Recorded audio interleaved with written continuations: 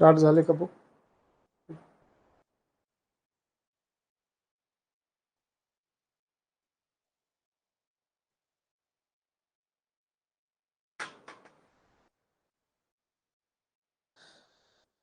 नमस्कार. आजच्या भागामध्ये आपण घटनात्मक इतिहास या भागाचा दुसरा टप्पा अभ्यासला. या दुसऱ्या टप्प्याचा अभ्यास करताना आपण सनदी कायदा 1793 पासून सुरुवात करतोय. कालच्या भागामध्ये आपण राज्यघटनेचं महत्व समजावून घेतलं आणि घटनात्मक इतिहास कोणता अभ्यासणार आहोत याची रूपरेषा आपण अभ्यासली सुरुवातीच्या टप्प्यामध्ये. आणि मग घटनेचं काय महत्व आहे आणि घटनात्मक इतिहास कसा झाला म्हणून आपण 1773च्या रेग्युलेटिंग ऍक्टची सुरुवात केली होती. 1773चा रेग्युलेटिंग ऍक्ट अभ्यासताना आपल्या लक्षात आलं की कंपनीमध्ये जो भ्रष्टाचार झालेला होता, कंपनीच्या प्रशासनामध्ये जी सुसूत्रता उरलेली नव्हती, त्याच्यावरती नियमन आणण्यासाठी, बंधन आणण्यासाठी एक कायदा केला गेला. त्याला आपण म्हटलं रेग्युलेटिंग ऍक्ट, नियमन कायदा. रेग्युलेटिंग म्हणजे नियमन कायदा. तर 1773चा तो कायदा होता. हा सुरुवातीचा कायदा होता, एक्सपेरिमेंट लेव्हलचा कायदा होता, एक प्रयोग करण्यात आलेला होता. त्या कायद्यामध्ये ज्या ज्या तरतुदी केल्या त्या तरतुदींमधून बऱ्याच गोष्टींमध्ये संघर्ष निर्माण झालेला आपल्याला दिसला. कंपनी, सुप्रीम कोर्ट यांच्यामध्ये संघर्ष निर्माण झाला. गव्हर्नर जनरलचं काउन्सिल आणि सुप्रीम कोर्ट यांच्यामध्ये संघर्ष निर्माण झाला. मग अशा प्रकारे ज्या काही त्रुटी, दोष आणि उणिवा निर्माण झालेल्या होत्या पहिल्या कायद्यामध्ये 1773च्या रेग्युलेटिंग ऍक्ट मध्ये, त्या उणिवा किंवा दोष दूर करण्यासाठी सेटलमेंट ऍक्ट करण्यात आला. त्याच्या पुढे 1784 मध्ये आपण अभ्यासलं की कशा प्रकारे पिट्स इंडिया ऍक्ट करण्यात आलेला होता. पिट्स इंडिया ऍक्ट मध्ये आपण म्हटलं द्वैध शासन पद्धतीची सुरुवात झाली. बोर्ड ऑफ कंट्रोल एक होतं. अशा प्रकारे त्या कायद्यांची रचना सुरू होती. पूर्वीच्या कायद्यामध्ये जे काही दोष होते ते दोष दूर करण्याचा पुढील कायद्यामध्ये प्रयत्न केला जात होता. त्यानंतर आपण अभ्यासलं की कॉर्नवालिसला भारतामध्ये आणण्यासाठी एक कायदा करण्यात आला 1786चा. त्याच्यानंतर जो कायदा येतो तो 1793चा. पण या कायद्याचा ज्यावेळी आपण अभ्यास करतो त्यावेळी एक गोष्ट आपल्याला नवीन दिसते या कायद्यामध्ये, ती म्हणजे सनद असं लिहिलेलं तुम्हाला दिसतं. हा सनदी कायदा आहे. सनद म्हणजे काय याचा जर तुम्ही विचार केला तर एखादी दिलेली ऑर्डर वा त्या ठिकाणी आपल्याला म्हणतात आदेशपत्र. सनद म्हणजे आदेशपत्र. कंपनीनं तिचा कारभार कसा चालावा, कंपनीच्या कारभारावर नियंत्रण ठेवता यावे, यावेळी विविध आदेश त्या ठिकाणी दिले गेलेले होते. किंवा आपल्याला असं म्हणता येईल की वेगवेगळी आदेशपत्र काढली गेलेली होती. आणि ही जी आदेशपत्र होती यांना म्हटलं गेलेलं होतं सनद. लक्षात आलं? सनद म्हणजे आदेशपत्र. भारतामधील ईस्ट इंडिया कंपनीच्या कारभारावरती नियंत्रण ठेवणे, या सनदेचा उद्देश काय होता? EIC वर नियंत्रण, ईस्ट इंडिया कंपनीवर नियंत्रण ठेवण्यासाठी हे आदेश काढले जात होते. आणि हे जे आदेश पत्र होती त्यांना उद्देशून म्हटलं गेलं सनद. तर अशा प्रकारे सनदी कायदे केव्हापासून सुरू झाले? 1793 पासून सुरू झाले. आता विचार करा, तुमच्या मनामध्ये असा प्रश्न येतोय का की सनदी कायदा 1793 पासून सुरू झाले तर एकूण सनदी कायदे किती होते? याचा जर तुम्ही विचार केला तर एकूण सनदी कायदे 4. कुठले कुठले? 1793चा, 1813चा, 1833चा आणि 1853चा. 4 सनदी कायदे निर्माण करण्यात आलेले होते. मग या सनदी कायद्यांचे एक वैशिष्ट्य होतं. 1793ला 20 वर्षासाठी कंपनीला सनद दिली गेली. म्हणजे पुढचा कायदा आला 1813 मध्ये. 1813 मध्ये पुन्हा 20 वर्षासाठी कंपनीला सनद दिली. पुढचा कायदा आला 1833 मध्ये सनदी कायदा. पुन्हा 1833 मध्ये 20 वर्षासाठी सनद दिली 1853 मध्ये. आणि 1853 मध्ये मात्र सांगितलं की 1853ला आम्ही तुम्हाला आता सनद नाही देणार. इथून पुढचा कारभार जोपर्यंत नवीन आदेश येत नाही तोपर्यंतच ईस्ट इंडिया कंपनीचा कारभार चालेल. इथून पुढे 20 वर्षासाठी सनद मिळणार नाही असं 1853 मध्ये सांगितलं. म्हणजे आपल्या काय लक्षात आलं पहा, या ठिकाणी आपण अभ्यास केला की आतापर्यंत जे सनदी कायदे केले गेले ते एकूण सनदी कायदे किती, ही तुमची संकल्पना स्पष्ट होईल. आपण म्हटलं 1793 नंतर 20 वर्षांनी दुसरा सनदी कायदा आला 1813. 1813 नंतर 20 वर्षांनी पुन्हा तिसरा सनदी कायदा आला 1833 आणि 1833 नंतर पुन्हा 20 वर्षांनी सनदी कायदा आला 1853. तर हे 4 सनदी कायदे आहेत. हे लक्ष, चार्टर ऍक्ट असायला म्हणतात सनदी कायदे.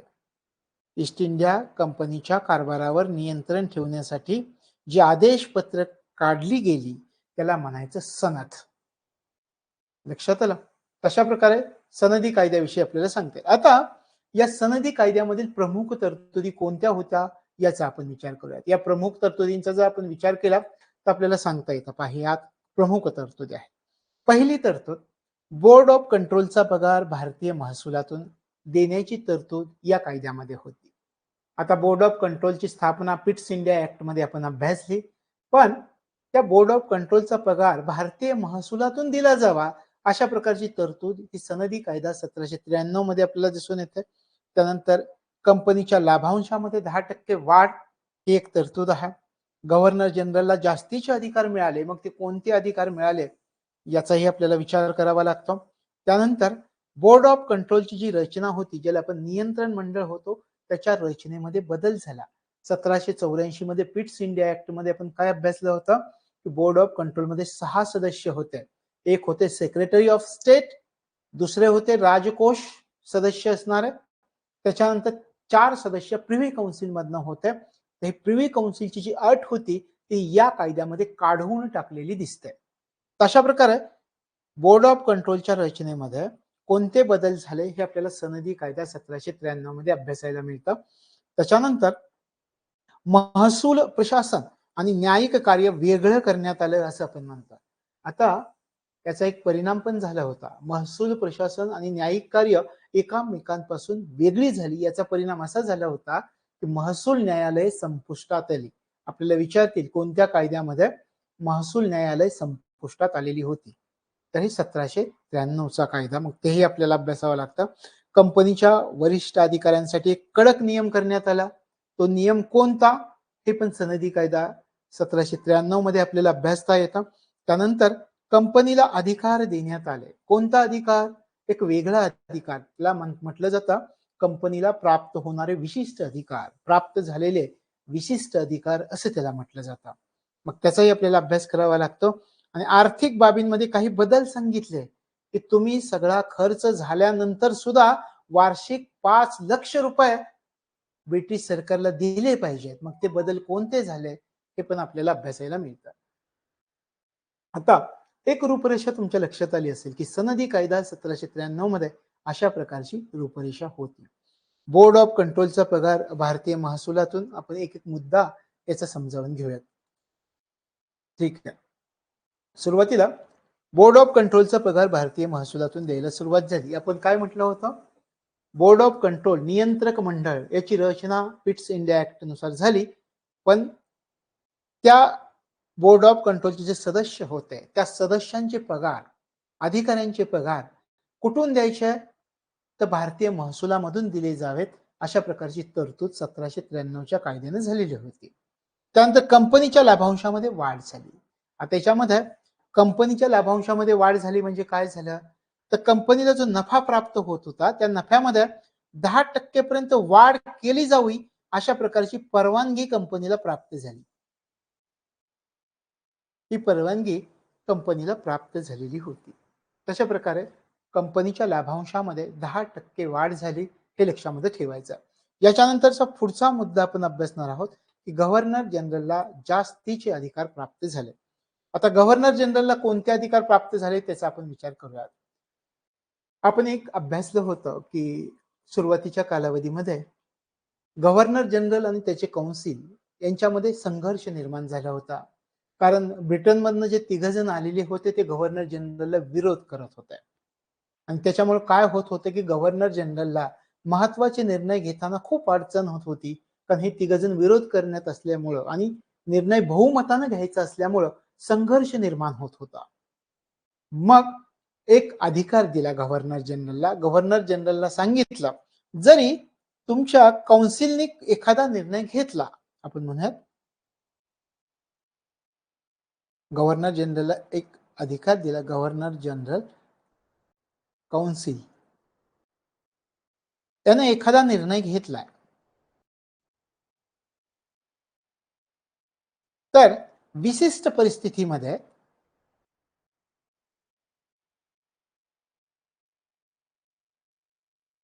विशिष्ट परिस्थितीत हा निर्णय रद्द करण्याचा अधिकार गव्हर्नर जनरलला देण्यात आला. जरी गव्हर्नर जनरलच्या काउन्सिलने एखादा निर्णय घेतलेला असेल, तो निर्णय गव्हर्नर जनरलच्या विरोधात असेल, तर एका विशिष्ट परिस्थितीमध्ये हा निर्णय रद्द करण्याचा अधिकार 1793च्या या सनदी कायद्यानं गव्हर्नर जनरलला प्राप्त झालेला आपल्याला दिसतो. अजून एक अधिकार मिळालेला होता. समजा एखाद्या वेळी जर बंगालचा जो गव्हर्नर जनरल होता, आपण म्हणूयात बंगालचा गव्हर्नर जनरल हा अनुपस्थितीत असेल, तर त्याच्या काउन्सिलचे जे सदस्य होते त्या सदस्यांमधून एका उपाध्यक्षांची निवड करण्याचे अधिकार उपाध्यक्षांची निवडीचे अधिकार असं आपण म्हणूयात. उपाध्यक्षांच्या निवडीचे अधिकार गव्हर्नर जनरलला प्राप्त होते. तर हे जास्तीचे अधिकार मिळाले. पहिला तर अधिकार आपण पाहिला की गव्हर्नर जनरलच्या काउन्सिलने जो निर्णय घेतलेला आहे तो निर्णय विशिष्ट परिस्थितीमध्ये रद्द करण्याचा अधिकार गव्हर्नर जनरलला कोणत्या कायद्यान्वये मिळाला, तो सनदी कायदा 1793. त्याच्यानंतर आपण अभ्यासला की जर बंगालचा गव्हर्नर जनरल अनुपस्थित असेल तर त्याच्या जागेवर उपाध्यक्ष त्याच्या सदस्यांमधून उपाध्यक्षाची नियुक्ती करण्याचे अधिकार सुद्धा गव्हर्नर जनरलला प्राप्त झालेले होते. तशा प्रकारे त्याच्यानंतर आपला पुढचा मुद्दा आपण पाहूयात. पुढचा मुद्दा आहे नियंत्रण मंडळाच्या रचनेमध्ये बदल. म्हणजे यालाच आपण काय म्हणतो, board of control. Board of control. Board of control याच्या रचनेमध्ये बदल झाला. पूर्वी ज्यावेळी बोर्ड ऑफ कंट्रोलची रचना झाली त्यावेळी त्याच्यामध्ये किती सदस्य होते? 6 सदस्य होते. आता 1793च्या कायद्यामध्ये बोर्ड ऑफ कंट्रोलच्या रचनेमध्ये बदल झाले. काय बदल झाले? आता या बोर्ड ऑफ कंट्रोलची रचना कशी करण्यात आली पहा. एक अध्यक्ष होता, त्याच्यानंतर एक अध्यक्ष आणि 2 हे दोघ जण कनिष्ठ सदस्य होते. कनिष्ठ सदस्य ही रचना पूर्वी किती होती? 6. आपण जो अभ्यासला पिट्स इंडिया ऍक्ट मध्ये त्यावेळी 6 सदस्य आपण म्हटलं होतं. पण या 1793च्या कायद्यामध्ये एक बदल झाला की एकच अध्यक्ष आणि 2 कनिष्ठ सदस्य अशी बोर्ड ऑफ कंट्रोलची रचना करण्यात आली. त्याच्यानंतर आपण या 6 सदस्यांमध्ये असं म्हटलं होतं की 4 सदस्य प्रिव्ही काउन्सिलचे होते.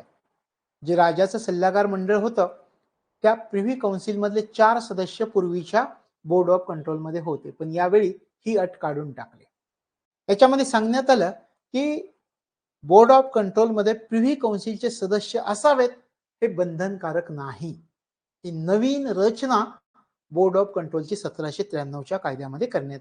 या ठिकाणी प्रिव्ही काउन्सिल मधले सदस्य कंपल्सरी होते, 4 होते. आणि इथे मात्र सांगितलं की एक अध्यक्ष 2च कनिष्ठ सदस्य असतील आणि प्रिव्ही काउन्सिल जे पूर्वी होतं तर त्याची आवश्यकता या ठिकाणी असणार नाही. अशा प्रकारचं बंधन तुमच्यावरती नसणार आहे. तशा प्रकारे नियंत्रण मंडळाच्या रचनेमध्ये बोर्ड ऑफ कंट्रोलच्या रचनेमध्ये बदल झालेले आपल्याला दिसून येतात. लक्षात आलं? बोर्ड ऑफ कंट्रोलच्या रचनेमध्ये काय बदल झाला? पूर्वी 6 सदस्य आता 3च राहिले. पूर्वी प्रिव्ही काउन्सिलचे 4 सदस्य होते, आता ते सदस्य याच्यात असावेत असं बंधनकारक राहिलेलं नव्हतं. अशा प्रकारे त्या बोर्ड ऑफ कंट्रोलच्या रचनेमध्ये बदल झाला. त्याच्यानंतर पहा, कंपनीचं महसूल प्रशासन आणि न्यायिक कार्य वेगळं करण्यात आलं. आता ही 2 कार्य वेगळी झाली. महसूल प्रशासन एक आणि न्यायिक कार्य एक, हे दोन्ही कार्य वेगळी झाली. याचा परिणाम असा झाला जी महसूल न्यायालये होती ती संपुष्टात आली. महसूल न्यायालये संपुष्टात. आपल्याला विचारतील की कोणत्या कायद्यान्वये महसूल न्याय व्यवस्था संपुष्टात आली?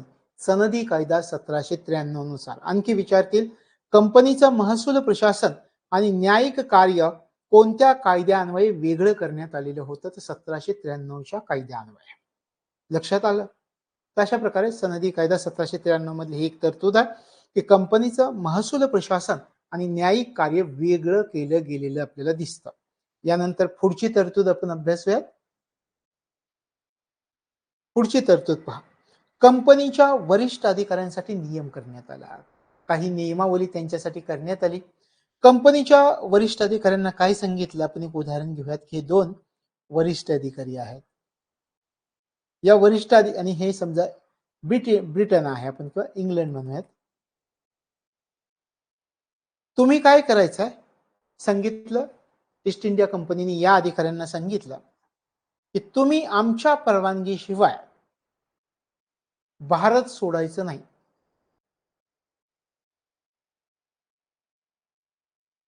परवानगी न घेता भारत सोडून जायचं नाही.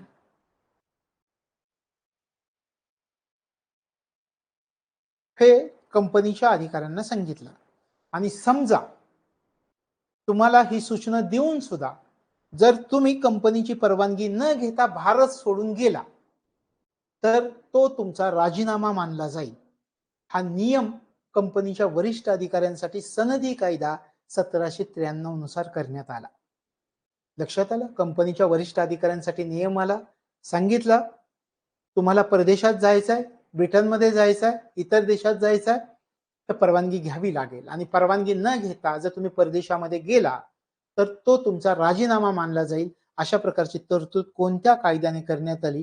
तर 1793चा सनदी कायद्यानं अशा प्रकारची तरतूद करण्यात आलेली होती. हे लक्षामध्ये ठेवायचं. त्यानंतर पुढची तरतूद आपण पाहूयात कोणती आहे. पुढची तरतूद आहे कंपनीला विशिष्ट अधिकार देण्यात आले. कंपनी काय करत होती? आपण म्हणूयात EIC. कंपनी आपल्याला माहिती आहे भारतात व्यवसाय करत होती. या संबंधीचे विशिष्ट अधिकार कंपनीला देण्यात आले. काय देण्यात आले? आता कंपनी भारतामध्ये व्यापार करण्यासाठी परवाने देणार होती. कोणाला?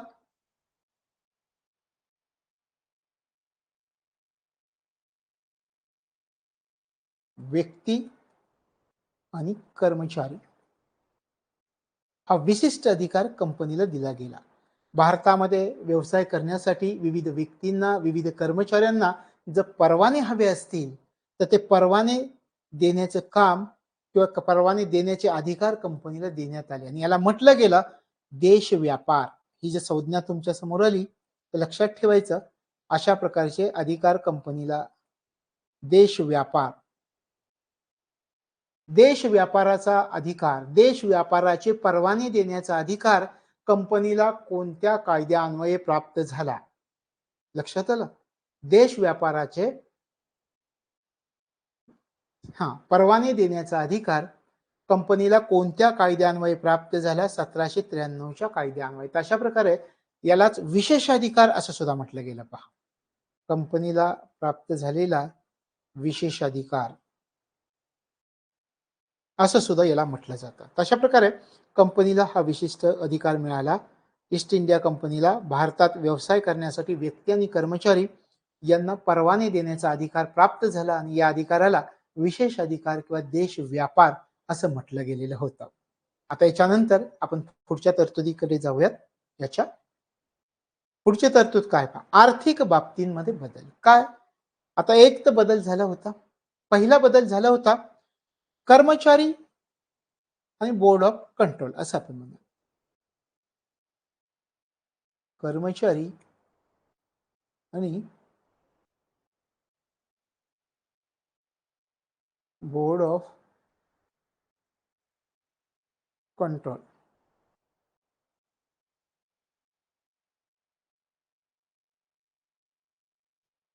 या दोघांचा विचार करा. कर्मचारी आणि बोर्ड ऑफ कंट्रोल या दोघांचे पगार आहे ना ते भारतीय महसुलातून दिले जात होते. शिवाय एवढ्यावरच थांबले नाहीये हे. पगार भारतीय महसुलातून दिले जात होते. एवढ्यावरच थांबलं नाही, अजून सांगितलं हा खर्च तर तुम्ही करायचाच आहे, पण याच्यामधून हा खर्च केल्यानंतर कंपनीला तुम्ही काय करायचं, दरवर्षी वार्षिक 5 लाख रुपये ब्रिटिश सरकारला तुम्ही द्यायचे. वार्षिक म्हणूयात आपण या ठिकाणी, वार्षिक हे सगळे खर्च केल्यानंतर वार्षिक 5 लाख रुपये ब्रिटिश सरकारला द्यायचे.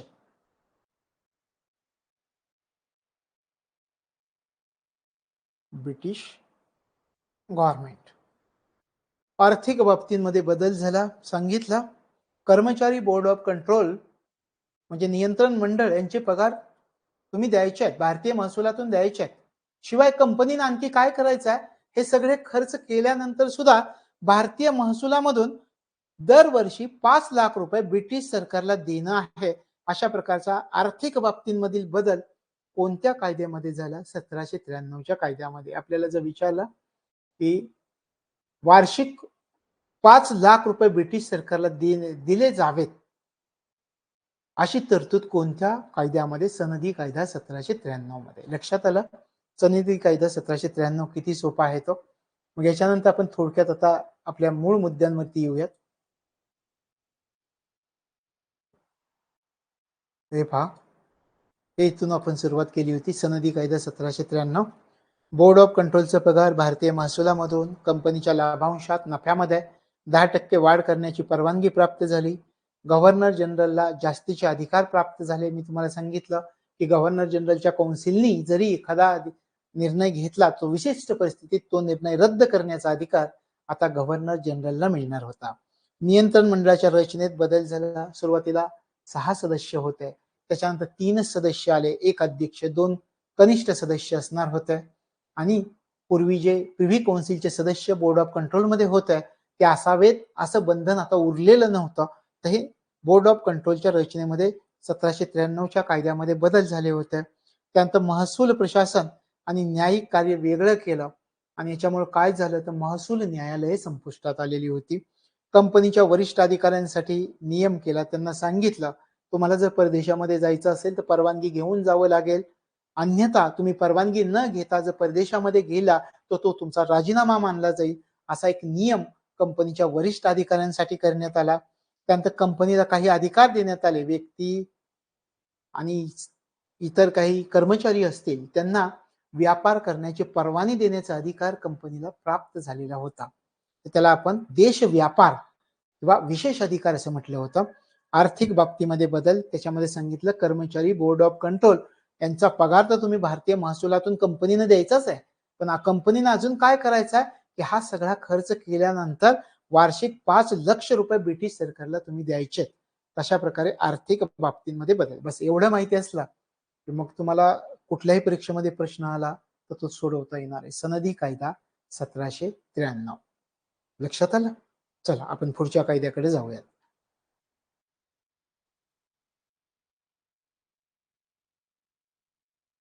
आपला पुढचा कायदा आहे सनदी कायदा 1813. 1813च्या कायद्याचा आपल्याला विचार करायचा आहे. आता या ठिकाणी तुम्हाला जे चित्र दिसत आहे, पिक्चर, ते आहे लॉर्ड मिंटो यांचं. म्हणजे हा कायदा कोणी आणला होता हे मी तुम्हाला सांगायची गरज नाहीये, तुम्ही ओळखाल की लॉर्ड मिंटो यांनी हा कायदा आणला होता. ठीक आहे. आपण म्हटलं 4 सनदी कायदे होते, त्याच्यातला हा दुसरा सनदी कायदा 1793च्या 20 वर्षानंतर आलेला 1813 मध्ये. आता या कायद्याचा आपल्याला विचार करायचा आहे. या कायद्यामध्ये काही गोष्टी आहेत, काही संघर्ष झालेत. कंपनीची भारताची व्यापारी मक्तेदारी नष्ट झाली आहे, ती का झाली आहे हे पण आपल्याला समजावून घ्यायचं आहे. त्याच्या अगोदर याच्यामध्ये आपल्याला समजावून घ्यायचं की महत्वाचे मुद्दे कोणते आहेत. पहिला मुद्दा, भारतासोबत व्यवसाय करण्याची मक्तेदारी संपुष्टात. याच्यावरती अनेकदा प्रश्न विचारले की भारतासोबत व्यवसाय करण्याची कंपनीची मक्तेदारी कोणत्या कायद्यान्वये संपुष्टात आली? तर 1813चा सनदी कायदा हे लक्षामध्ये ठेवायचा. त्याच्यानंतर धर्म प्रसाराची परवानगी, याचाही आपल्याला अभ्यास करायचा. त्याच्यानंतर भारतातील शिक्षणाची तरतूद केली, 1,00,000 रुपये देण्याची तरतूद झाली. मग ती कशासाठी, कोणत्या शिक्षणासाठी, हे आपल्याला अभ्यासायचं आहे. कंपनीचा लाभांश निश्चित केला गेला पुन्हा एकदा, आणि इतर काही तरतुदी आहेत ज्या सनदी कायदे 1813 मध्ये महत्वाच्या ठरतात. मग आता आपण याच्यामधली एक एक तरतूद समजावून घेऊयात. पहिली तरतूद पहा, कंपनीची भारतासोबत व्यवसाय करण्याची मक्तेदारी संपुष्टात. इतकी वर्ष कंपनीला मक्तेदारी होती. तुम्हाला असं वाटतंय का की काही कित्येक वर्ष एखादे अधिकार एखाद्या व्यक्तीकडे असतात आणि ते अधिकार जर त्या व्यक्तीकडून काढून घ्यायचे असतील तर ती व्यक्ती आपले अधिकार सहजासहजी देऊ शकेल का? नाही देऊ शकणार. आपला हक्क सोडण्यास आपण तयार असतो का? नाही. वर्षानुवर्ष मिळालेला परंपरागत हक्क नाही सोडू शकत. कंपनीचा ही तीच परिस्थिती झाली. पण त्याच्या अगोदर आपण समजावून घेऊयात की ही व्यवसाय करण्याची मक्तेदारी संपुष्टात येण्याचं कारण काय होतं. सगळ्यात महत्वाचं याचं कारण होतं नेपोलियन बोनापार्ट.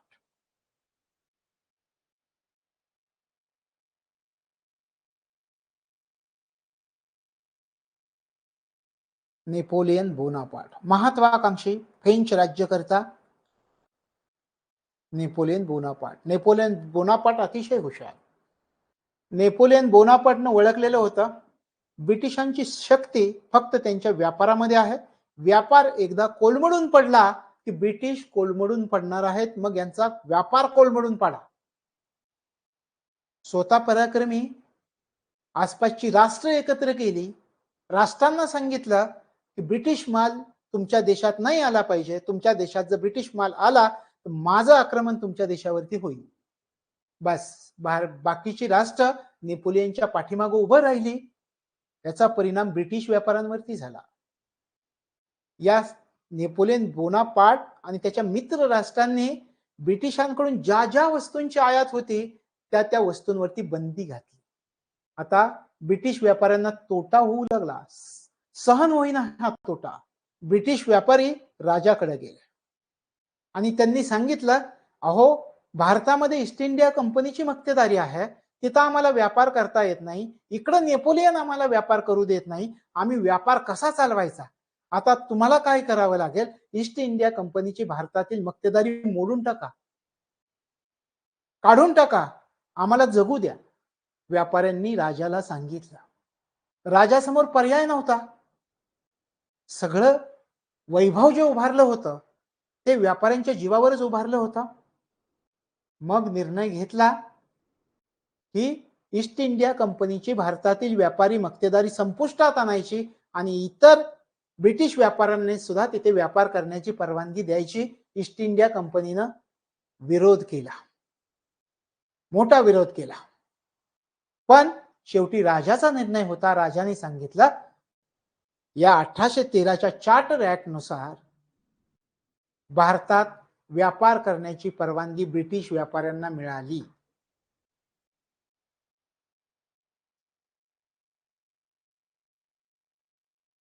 भारतात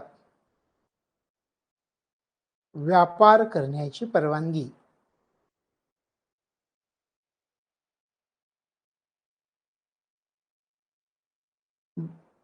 ब्रिटिश व्यापाऱ्यांना प्राप्त झाली. इतके दिवस ईस्ट इंडिया कंपनीची मक्तेदारी होती. ब्रिटिश व्यापाऱ्यांना प्राप्त झाली. भारतात व्यापार करण्याची परवानगी ब्रिटिश व्यापाऱ्यांना प्राप्त झाली. आता या ठिकाणी तुमच्या लक्षात आलं की कंपनीची भारतासोबत व्यवसाय करण्याची मक्तेदारी का संपुष्टात आली, एकाधिकार का संपुष्टात आली, पण फक्त भारतातलीच संपुष्टात आली. चीनशी व्यापार, चहाचा व्यापार, अफूचा व्यापार, ही जी मक्तेदारी होती ती कंपनीकडेच राहिली. फक्त भारतासोबत व्यवसाय करण्याची मक्तेदारी संपुष्टात आली. हे लक्षामध्ये ठेवायचं आहे. कशाची? मग त्या बाबतीमध्ये दोन प्रश्न निर्माण होऊ शकतात. या ठिकाणी पहिल्यांदा की भारतामध्ये व्यापार करण्याची परवानगी, व्यवसाय करण्याची मक्तेदारी संपुष्टात आली, पण कोणता व्यवसाय करण्याची मक्तेदारी अजून कंपनीकडे होती त्याचाही आपल्याला विचार करावा लागतो. मग आपण त्याचा विचार करूयात की कोणकोणत्या ह्याची मक्तेदारी कंपनीकडे कायम राहिली. त्याच्यामध्ये चहा, अफू आणि चीनशी व्यापार. चहा, अफू आणि चीनशी व्यापार. या तीन गोष्टींच्या बाबतीतील मक्तेदारी, या तिन्हींच्या बाबतीत चहा, अफू, चीनशी व्यापार, ही मक्तेदारी ईस्ट इंडिया कंपनीकडेच होती. आणि फक्त कुठली मक्तेदारी संपुष्टात आली? कंपनीची भारतासोबत व्यापार करण्याची मक्तेदारी संपुष्टात आली. आता तुमच्या मनातले एक प्रश्न अजून आहे की भारतात व्यापार करण्याची परवानगी ब्रिटिश व्यापाऱ्यांना दिली, पण पूर्णपणे दिली का? तुम्हाला इथे फसवू शकतील परीक्षेमध्ये. तर लक्षात ठेवायचं की ह्या जो व्यापार करण्याची परवानगी मिळाली ब्रिटिश व्यापाऱ्यांना, ती पूर्णपणे देण्यात आलेली नव्हती. मर्यादित प्रमाणावर व्यापार करण्याची परवानगी मिळाली.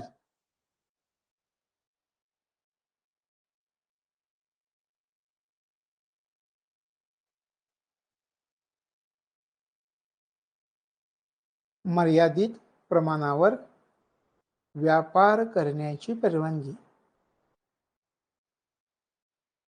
प्राप्त झाली. लक्षात आलं? आता हे मुद्दे तुम्ही लक्षात ठेवलं की मग तुम्हाला कंपनीचे भारतासोबत व्यवसाय करण्याची मक्तेदारी संपुष्टात आली हे वाक्यच नाही कळालं, त्याच्या मागची पार्श्वभूमी कळाली. कसं नेपोलियन बोनापार्टनं प्लॅन केला, ब्रिटिश व्यापाऱ्यांचा कसा तोटा झाला, ते कसे राजाकडे गेले, राजाने कसा निर्णय घेतला आणि मग कंपनीची भारतासोबत व्यवसाय करण्याची मक्तेदारी संपुष्टात आली. तरी सुद्धा काही बाबतीत कंपनीची मक्तेदारी अजून होती, ती होती चहा, अफू, चीनशी व्यापार. ही मक्तेदारी पुढे जाऊन 1833च्या सनदी कायद्यामध्ये संपुष्टात आलेली दिसते. लक्षात आलं?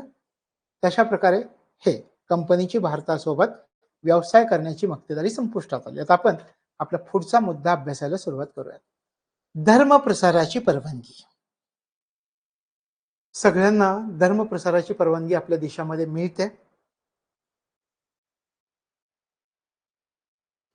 पूर्वी होती. तर ख्रिश्चन मिशनरी तुम्हाला या ठिकाणी दिसतात, अजूनही दिसतात, अजूनही आहेत.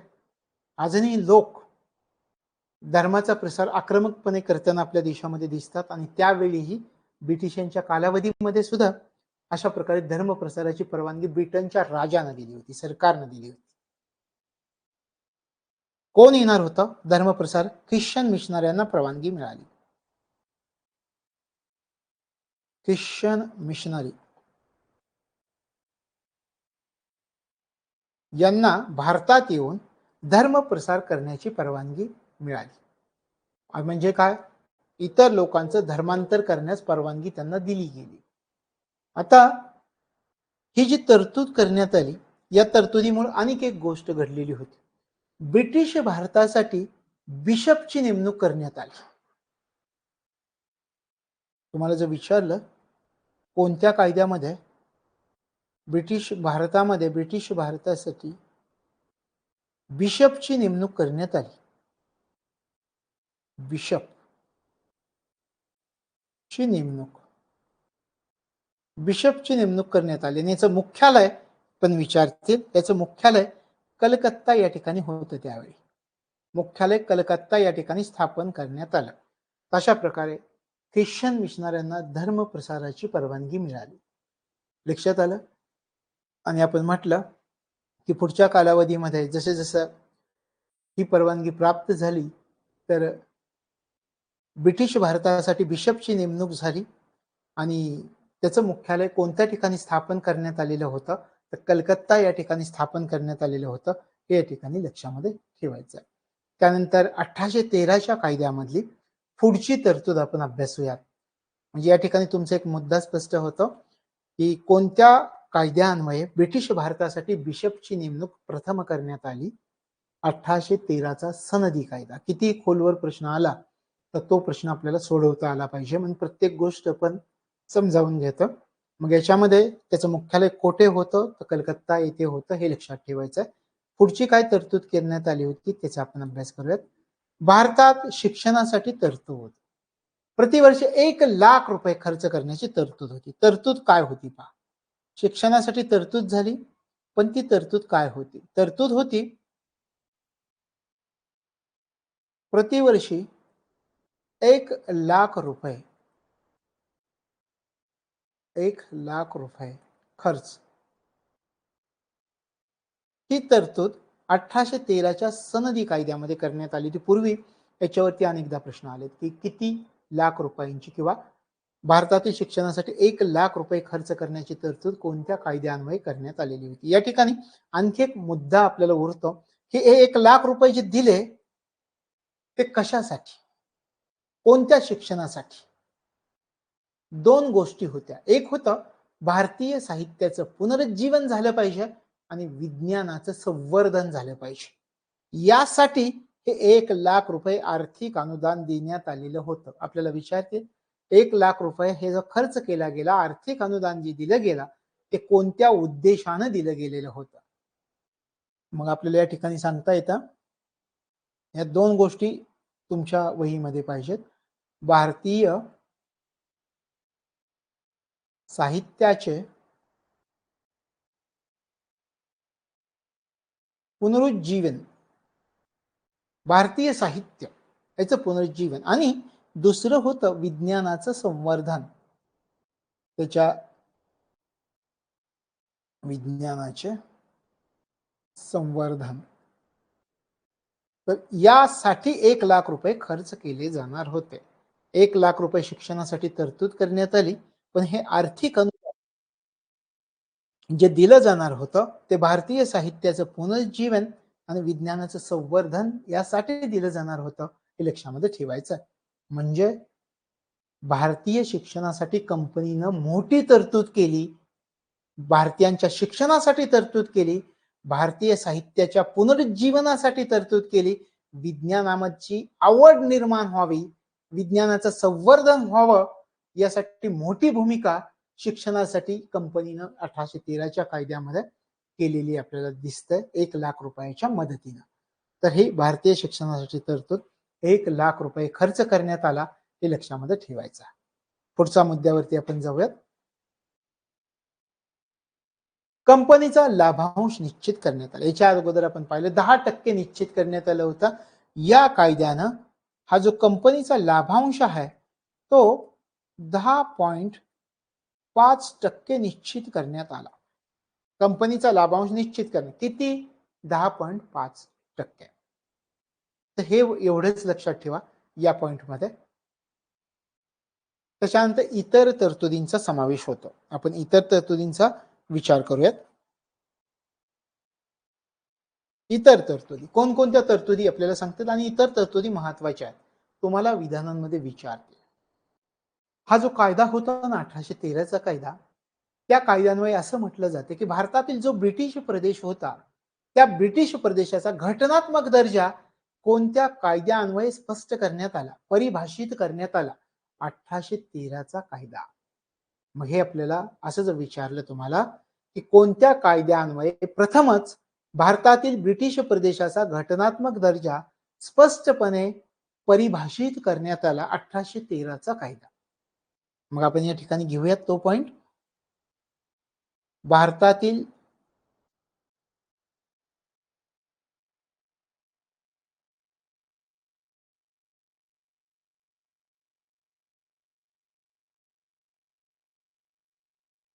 ब्रिटिश प्रदेशाचा दर्जा हे सगळं प्रथम झालंय. तर या ठिकाणी आपल्याला दर्जा म्हणताना आणखी एक शब्द महत्वाचा टाकावा लागेल आणि तोच शब्द आपल्याला विचारतील. घटनात्मक दर्जा असं म्हणावं लागेल. घटनात्मक दर्जा प्रथमच स्पष्ट करण्यात आला किंवा परिभाषित करण्यात आला. प्रथमच परिभाषित करण्यात आला. विचारतील आपल्याला कोणत्या कायद्यान्वये? 1813चा सनदी कायदा भारतातील ब्रिटिश प्रदेशाचा घटनात्मक दर्जा प्रथमच परिभाषित करण्यात आला या कायद्याने. दुसरी तरतूद महत्वाची, ब्रिटिशांची जी मालमत्ता होती त्याच्यावर राजसत्तेचं सार्वभौमत्व निश्चित झालं. कोणत्या कायद्यानं? 1813च्या कायद्यानं. भारतामधील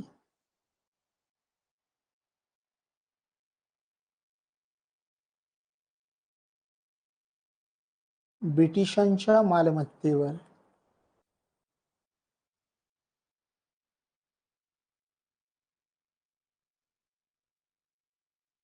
राजसत्तेचे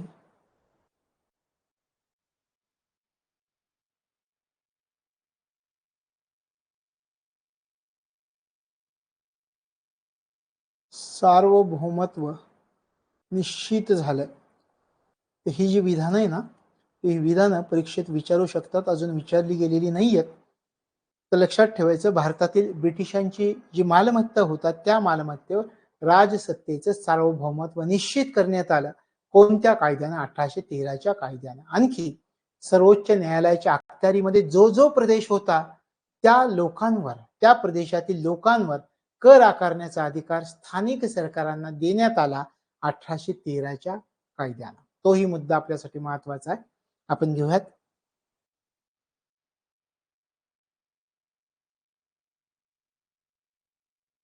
सर्वोच्च न्यायालयाच्या अखत्यारीतील,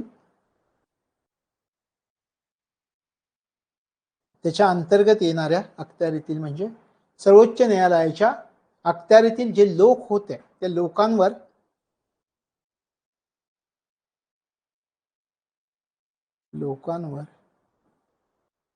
कर आकारण्याचा अधिकार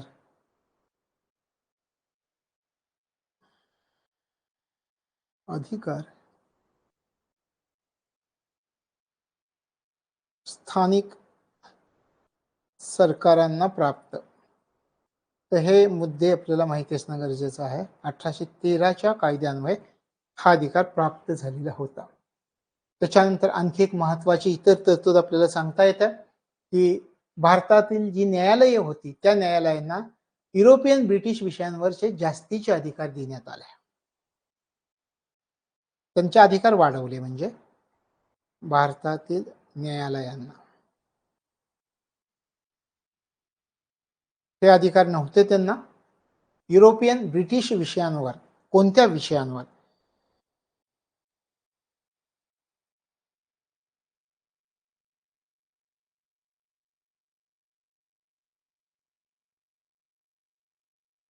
ब्रिटिश विषयांवर जास्तीचे अधिकार प्राप्त झाले.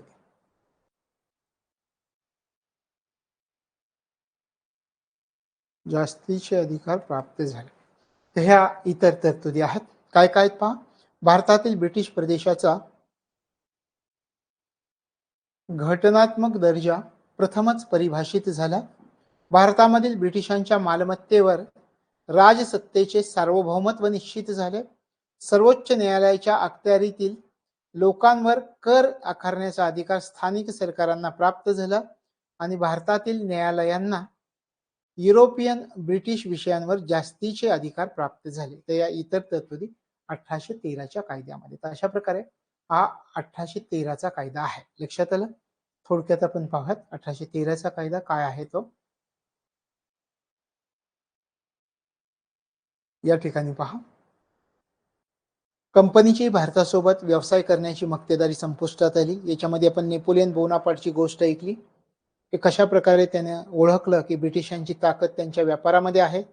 तर ब्रिटिशांचा व्यापार हाणून पाडण्यासाठी त्यांनी सगळी मित्र राष्ट्र एकत्र केली आणि ब्रिटिशांच्या व्यापारावरती निर्बंध लादले. त्याच्यामुळे ब्रिटिश व्यापाऱ्यांचा तोटा होऊ लागला आणि ते राजाकडे गेले. राजाकडे जाऊन त्यांनी सांगितलं की भारतामध्ये कंपनीची जी मक्तेदारी ती दूर करा, आमचा व्यापार संपुष्टात आलेला आहे, तर आम्हाला तिकडे व्यापार करण्याची परवानगी द्या.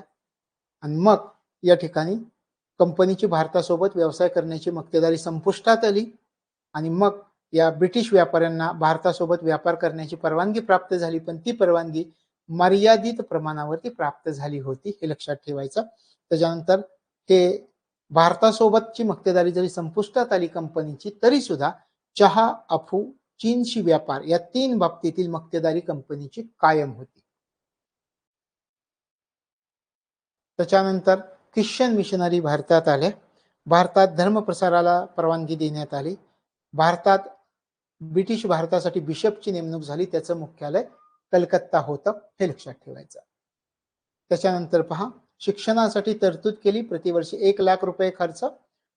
उद्देश होता भारतीय साहित्याचं पुनरुज्जीवन, विज्ञानाचं संवर्धन, यासाठी शिक्षणाची तरतूद करण्यात आलेली होती. भारतासाठी वार्षिक 1,00,000 रुपयांची. कंपनीचा लाभांश निश्चित करण्यात आला. किती करण्यात आला? 10.5% करण्यात आला. त्याच्यानंतर इतर तरतुदींमध्ये आपण अभ्यासला. भारतातील ब्रिटिश प्रदेशाचा घटनात्मक दर्जा प्रथमच परिभाषित झाला. भारतामधील ब्रिटिशांच्या मालमत्तेवर राजसत्तेचं सार्वभौमत्व निश्चित झालं. सर्वोच्च न्यायालयाच्या अखत्यारीतील लोकांवर कर आकारण्याचा अधिकार स्थानिक सरकारांना मिळाला. भारतातील न्यायालयांना युरोपियन ब्रिटिश विषयांवर जास्तीचे अधिकार प्राप्त झाले. अशा प्रकारे 1813चा कायदा. 2 कायदे आपण अभ्यासले, 1793, 1813. आता 1813 नंतर पुन्हा 20 वर्षांनी एक सनदी कायदा करण्यात आला. त्या सनदी कायद्याला म्हटलं जातं सनदी कायदा 1833. त्याचा आपण विचार करणार आहोत. 1 मिनिट फक्त आपण मध्ये गॅप घेतो थोडस, आणि लगेच 1 मिनिटानंतर आपण सुरुवात करतो.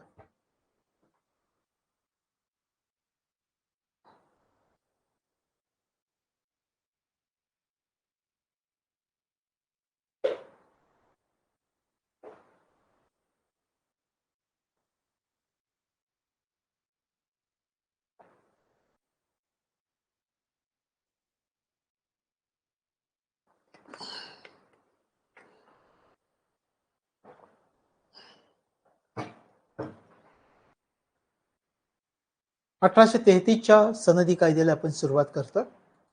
आहे सनदी कायदा 1833. खूप महत्वाचा कायदा आणि अनेक पार्श्वभूमींवर सुरू झालेला कायदा. सनदी कायदा 1833. या कायद्याचं तुम्हाला मी एक वैशिष्ट्य सांगू. हा कायदा तुम्हाला कायमस्वरूपी लक्षामध्ये राहील. ग्रेट ब्रिटनमध्ये, म्हणजे ब्रिटनमध्ये औद्योगिक क्रांती झाली होती. औद्योगिक क्रांतीच्या पार्श्वभूमीवर भारतामध्ये करण्यात आलेला सनदी कायदा कोणता होता, असं तुम्हाला विचारलं. ब्रिटनमधील औद्योगिक क्रांतीच्या पार्श्वभूमीवर किंवा ब्रिटनमधील औद्योगिक क्रांतीच्या झालेल्या महत्वपूर्ण बदलांच्या पार्श्वभूमीवर भारतामध्ये कोणता सनदी कायदा करण्यात आलेला होता? 1833चा कायदा. लक्षात आलं? औद्योगिक क्रांतीच्या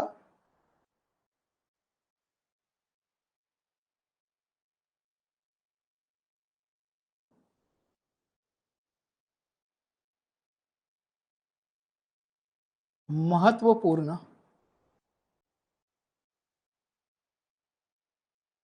बदलांच्या पार्श्वभूमीवर जो कायदा भारतामध्ये करण्यात आला त्या कायद्याला आपण म्हणतो 1833चा सनदी कायदा. यावेळी एक तत्व आलं होतं. त्या तत्वाला लेसेस फेअर असं म्हटलं जात होतं. Laces fair.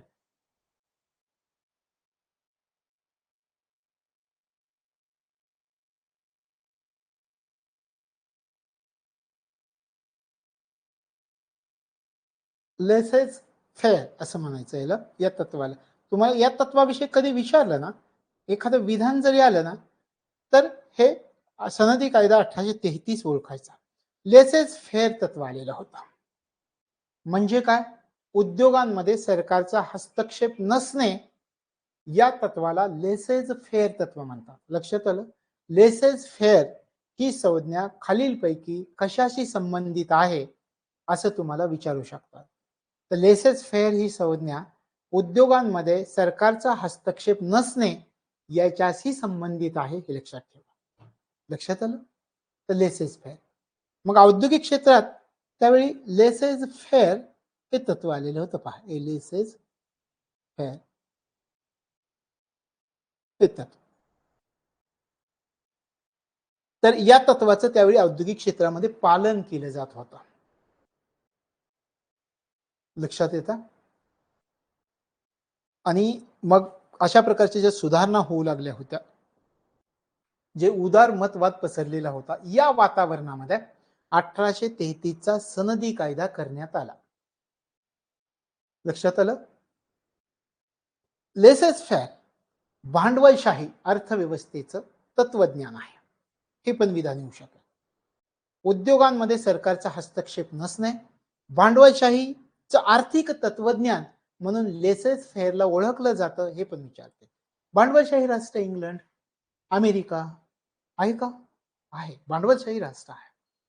आपण इकॉनॉमिक्स मध्ये ते अभ्यासणार आहोत. भांडवलशाही राष्ट्र, समाजवादी अर्थव्यवस्था, भांडवलशाही अर्थव्यवस्था.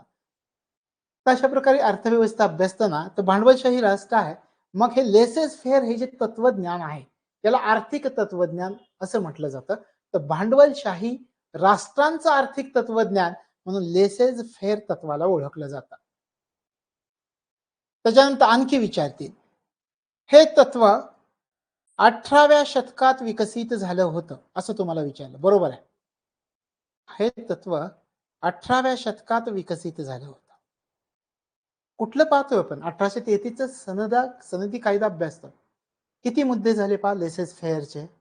भांडवलशाहीचं आर्थिक तत्वज्ञान आहे. त्याच्यानंतर 18व्या शतकात लेसेस फेअर हे तत्वज्ञान, हे तत्व विकसित करण्यात आलेलं होतं. या तत्वानुसार असं सांगितलेलं होतं की व्यवसायामध्ये सरकारचा जितका कमी हस्तक्षेप तितकी आर्थिक यशाची शक्यता जास्त. हे तत्वज्ञान म्हणजे लेसेस फेअर तत्वज्ञान. अशा प्रकारे या सुधारणांच्या पार्श्वभूमीवर सनदी कायदा 1833 आपण म्हणतोय औद्योगिक क्रांतीच्या महत्वपूर्ण बदलांच्या पार्श्वभूमीवर, उदारीकरणाच्या महत्वपूर्ण बदलांच्या पार्श्वभूमीवर जे धोरण आखलं गेलं, जो कायदा केला गेला, सनदी कायदा 1833. लक्षात आलं? याला एवढंच नाहीये, याला एक नाव सुद्धा आहे. तुम्हाला जर फसवण्यासाठी काय विचारतील, सेंट हेलेना कायदा म्हणतील याला. तर हा जे सनदी कायदा 1833 आहे ना, तर त्याला सेंट हेलेना कायदा असं सुद्धा म्हटलं जातं. आपण या ठिकाणी म्हणत सेंट हेलेना कायदा.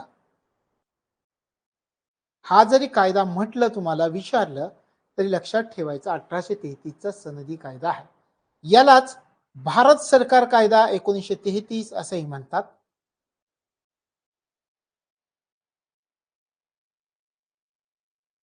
कायदा 1833, भारत सरकार कायदा 1833, सेंट हेलेना कायदा असंही याला म्हटलं जातं. काय काय म्हटलं जाऊ शकेल या दृष्टिकोनातून आपण विचार करतो. लक्षात येतं? तशा प्रकारे हे सेंट हेलेना कायदा असं का म्हटलं गेलं, त्याची एक छोटीशी उदाहरण मी तुम्हाला सांगतो. सेंट हेलेना नावाचं एक बेट होतं. त्या बेटाचं नियंत्रण ईस्ट इंडिया कंपनीकडे होतं. हे बेट ईस्ट इंडिया कंपनीनं ब्रिटनच्या राजाला देऊन टाकलं, त्याला हस्तांतरित केलं. या काळात केलं, त्यामुळे त्याला सेंट हेलेना कायदा असं सुद्धा म्हटलं जातं. लक्षात आलं? सेंट हेलेना काय होतं? एक बेट होतं, ईस्ट इंडिया कंपनीच्या मालकीचं होतं. ईस्ट इंडिया कंपनीने ते बेट या कायद्याच्या वेळी कुणाला दिलं? ब्रिटिश सम्राटाला देऊन टाकलं, त्याला हस्तांतरित केलं. मग याला सेंट हेलेना कायदा असं सुद्धा म्हणतात. हे लक्षात. कायदा भारतासाठी झाला होता, भारत सरकार कायदा 1833 असं सुद्धा म्हटलं जातं. हे लक्षामध्ये ठेवायचं. चला, कायद्याची पार्श्वभूमी तुमच्या लक्षात आली. सनदी कायदा 1833 नेमका काय होता हे तुमच्या लक्षात आलं. आता या कायद्यामध्ये तरतुदी कोणकोणत्या होत्या त्याचा आपण विचार करूया.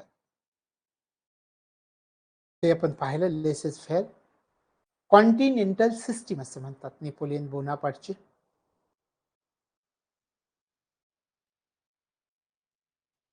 हा, हे आपण पाहूयात. याच्या अगोदर जो कायदा होता 1813चा, त्यावेळी मी तुम्हाला काय म्हटलं होतं, आपण काय अभ्यास केला, कंपनीची भारतातील व्यापारी मक्तेदारी नष्ट करण्यात आली असं म्हटलं होतं. म्हटलं होतं का? आणि 3 व्यापारी मक्तेदारी राहिल्या होत्या, चहा, आफू, चीनशी व्यापार. उरलेल्या 3ही मक्तेदारी कोणत्या कायद्यान्वये संपुष्टात आल्या, रद्द करण्यात आल्या? सनदी कायदा 1833. कंपनीचे व्यापारी अधिकार पूर्णपणे रद्द करण्यात आले.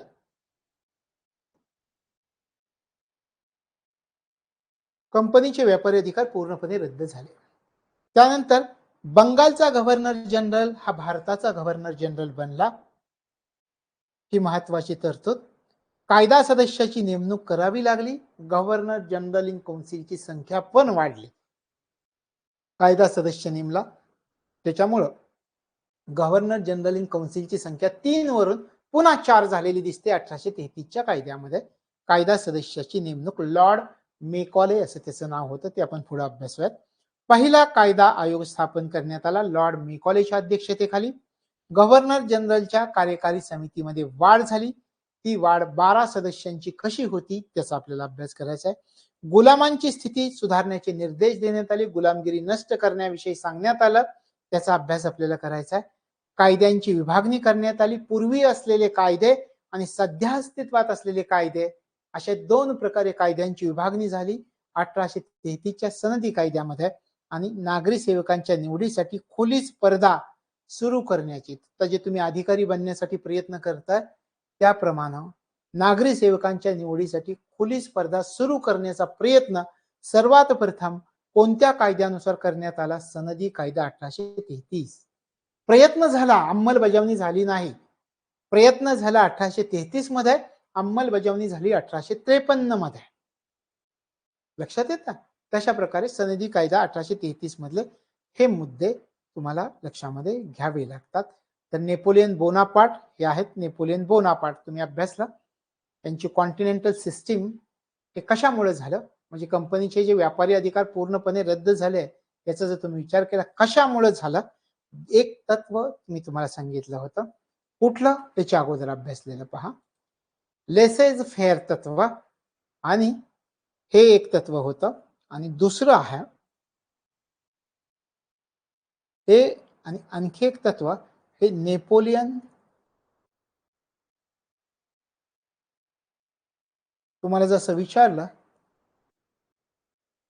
1833 ची मक्तेदारी संपूर्णपणे रद्द करण्यात आली, याच्या मागे महत्वाची कारण कोणती होती? एक होतं लेसेस फेअर तत्व, दुसरं होतं नेपोलियन बोनापार्टची कॉन्टिनेंटल सिस्टीम. मी तुम्हाला ती सिस्टीम सांगितली.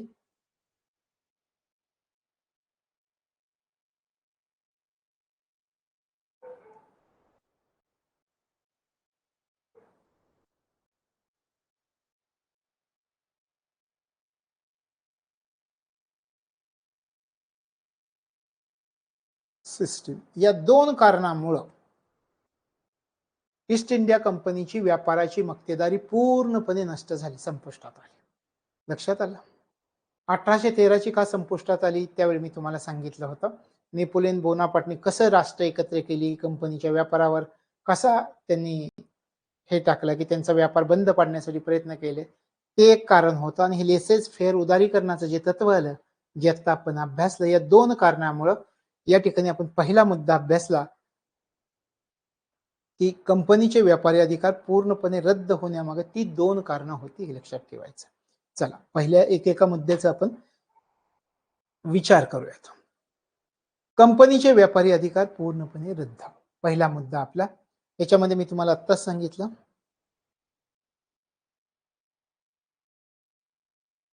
लेसेस फेअर एक तत्व होता. दुसरं मी तुम्हाला सांगितलं कॉन्टिनेंटल सिस्टीम नेपोलियनची.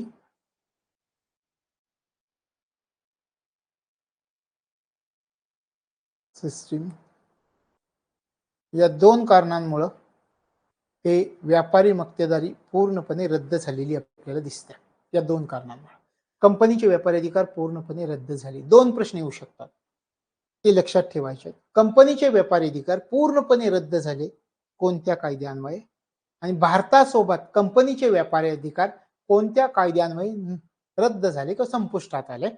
1813 चा कायदा. भारतासोबत कंपनीचे व्यापारी अधिकार संपुष्टात आले 1813 च्या कायद्यानं.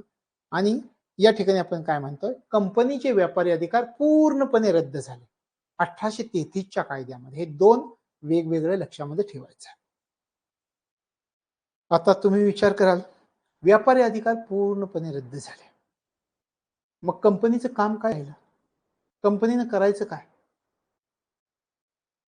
कंपनी हे व्यापारी अधिकार पूर्णपणे रद्द झाले, एक प्रशासकीय संस्था म्हणून काम केलं कंपनीने. इथून पुढच्या कालावधीमध्ये कंपनीनं काय केलं? भारतावरती राज्य करणं एवढंच काम कंपनीकडे राहिलं आणि कंपनी पूर्णपणे प्रशासकीय संस्था बनली इथून पुढच्या कालावधीमध्ये. तुम्हाला असं विचारलं, ईस्ट इंडिया कंपनीला पूर्णपणे प्रशासकीय संस्थेचं स्वरूप कोणत्या कायद्यामुळे प्राप्त झालं? ईस्ट इंडिया कंपनीला पूर्णपणे प्रशासकीय संस्थेचं स्वरूप कोणत्या कायद्यामुळे प्राप्त झालं असं तुम्हाला विचारलं. कोणत्या कायद्यामुळे? सनदी कायदा 1833 मध्ये. या कायद्यामुळे कंपनीला पूर्णपणे प्रशासकीय संस्थेचं स्वरूप प्राप्त झालं. कोणत्या कायद्यानं? ब्रिटिश सरकारच्या वतीनं भारतावरती राज्य करणं एवढंच काम कंपनीकडे उरला. सनदी कायदा 1833, कारण कंपनीचे व्यापारी अधिकार पूर्णपणे रद्द झाले होते. लक्षात आलं? 2 प्रश्न यातून निर्माण होऊ शकतात, ते लक्षात ठेवायचे आणि लगेच क्लिअर करून टाकायचे. पुढच्या मुद्द्याकडे आपण जाऊयात. बंगालचा गव्हर्नर जनरल भारताचा गव्हर्नर जनरल बनला. वॉरन हेस्टिंग्ज आहेत. आपण सुरुवातीच्या कालावधीमध्ये अभ्यासलेले. आता जो बंगालचा गव्हर्नर जनरल होता तो भारताचा गव्हर्नर जनरल बनला. नुसताच गव्हर्नर जनरल बनलेला नव्हता, तर त्याला नागरी, लष्करी असे सगळे अधिकार त्या ठिकाणी प्राप्त झालेले होते. आता या ठिकाणी विल्यम बेंटिक यांचा आपल्याला उल्लेख करावा लागेल. हे जे म्हणतोय आपण बंगालचा गव्हर्नर जनरल भारताचा गव्हर्नर जनरल बनला, तर कोण होता? तर विल्यम बेंटिक. विल्यम बेंटिक यांच्या काळातला हा कायदा. William Bentinck. लक्षात आलं? या कायद्याद्वारे काय झालं तर बंगालचा गव्हर्नर जनरल भारताचा गव्हर्नर जनरल म्हणून ओळखला जाऊ लागला. काय झालं त्याच्यामुळं? एक लक्षात येते का तुमच्या? बंगालचा गव्हर्नर जनरल भारताचा गव्हर्नर जनरल बनला म्हणजे काय? देशाचं प्रशासन एकाच नियंत्रणाखाली आलं. कोणत्या कायद्यानं? संपूर्ण देशाचं नियंत्रण, संपूर्ण देशाचं प्रशासन एकाच नियंत्रणाखाली आलं. सनदी कायदा 1833. कारण या कायद्यानं बंगालचा गव्हर्नर जनरल भारताचा गव्हर्नर जनरल बनलेला होता. विल्यम बेंटिक त्याचं नाव. लक्षात आलं? मग आपल्याला या ठिकाणी मुद्दा घेता येतो. देशाचे संपूर्ण प्रशासन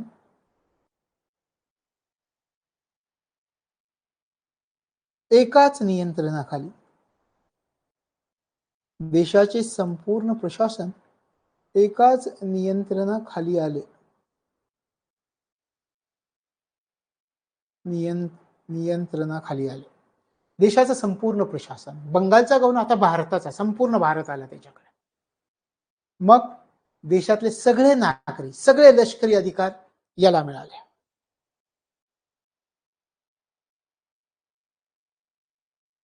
सर्व नागरी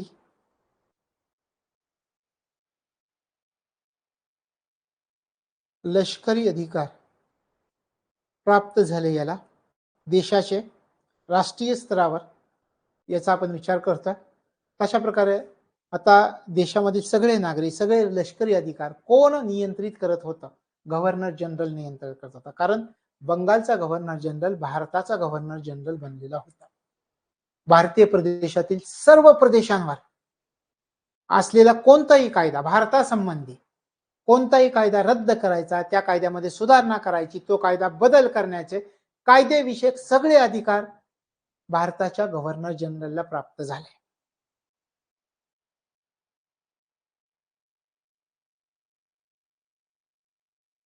कायदेविषयक सर्व अधिकार बंगालच्या गव्हर्नर जनरलला प्राप्त झाले. कोणत्या कायद्याने? सनदी कायदा 1833. ते लक्षामध्ये ठेवायचे. आणि मग बंगालचा जो शेवटचा गव्हर्नर जनरल होता तोच भारताचा पहिला गव्हर्नर जनरल बनला, ते होते विल्यम बेंटिक. आता संपूर्ण ब्रिटिश भारतासाठी कायदा बदलण्याचा, कायदा बनवण्याचा, कायदा रद्द करण्याचा सर्व अधिकार गव्हर्नर जनरलला प्राप्त झाले सनदी कायदा 1833 नुसार. शिवाय एवढंच नाही, आणखी काय अधिकार दिले होते?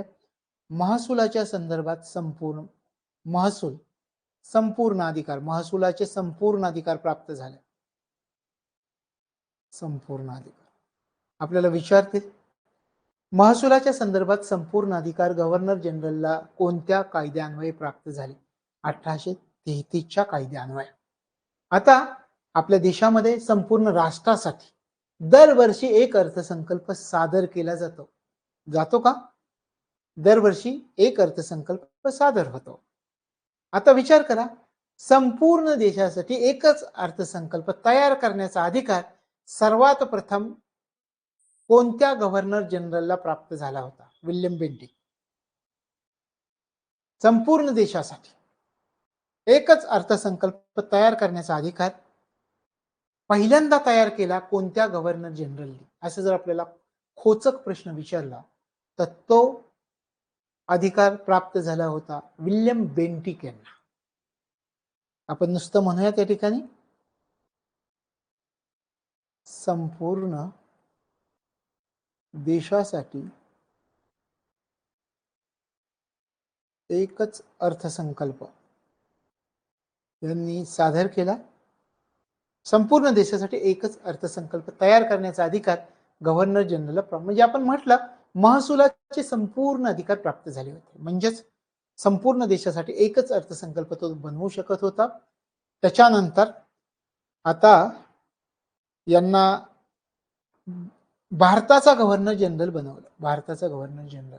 मग बॉम्बे आणि मद्रास हे जे दोन गव्हर्नर जनरल होते, बॉम्बे आणि मद्रास, आपण या ठिकाणी पाहूयात.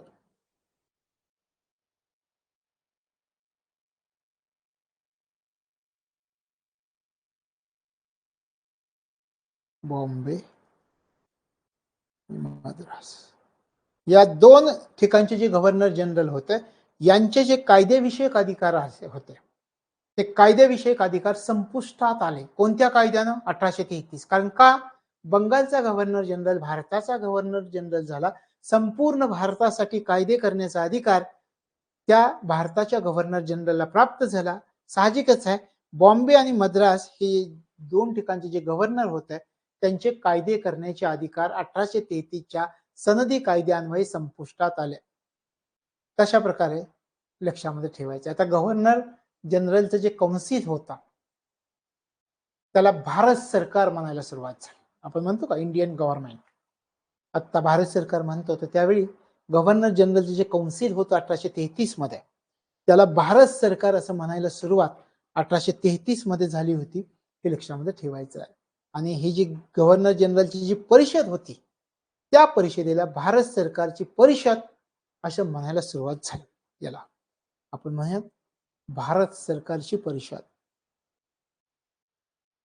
याच्या परिषदेला गव्हर्नर जनरल कौन्सिल होती, तिला भारत सरकार परिषद असं म्हणायला 1833च्या सनदी कायद्याने सुरुवात झाली. महत्वाची घडामोड, बंगालचा गव्हर्नर भारताचा गव्हर्नर जनरल बनला. कोण होते? विल्यम बेंटिक होते. देशाचं संपूर्ण प्रशासन एकाच नियंत्रणाखाली आलं. सर्व नागरी लष्करी अधिकार प्राप्त झाले. कायदेविषयक सगळे अधिकार प्राप्त झाले. महसुलाचा संपूर्ण अधिकार प्राप्त झाला गव्हर्नर जनरलला. शिवाय संपूर्ण देशासाठी एकच अर्थसंकल्प तयार करायला सुरुवात केली. आणि बॉम्बे आणि मद्रास यांचे गव्हर्नरांचे जे कायदेविषयक अधिकार होते ते संपुष्टात आले. आणि गव्हर्नर जनरलच्या कौन्सिलला भारत सरकारची परिषद किंवा भारत सरकार परिषद असं म्हणायला सुरुवात झाली. लक्षात आलं? हे लक्षामध्ये ठेवायचं. पुढच्या मुद्द्याकडे जाऊयात आपण. पुढचा मुद्दा आपला आहे कायदा सदस्याची नेमणूक. हे आहेत विल्यम बेंटिक, हे आहेत लॉर्ड मेकॉले. कायदा सदस्य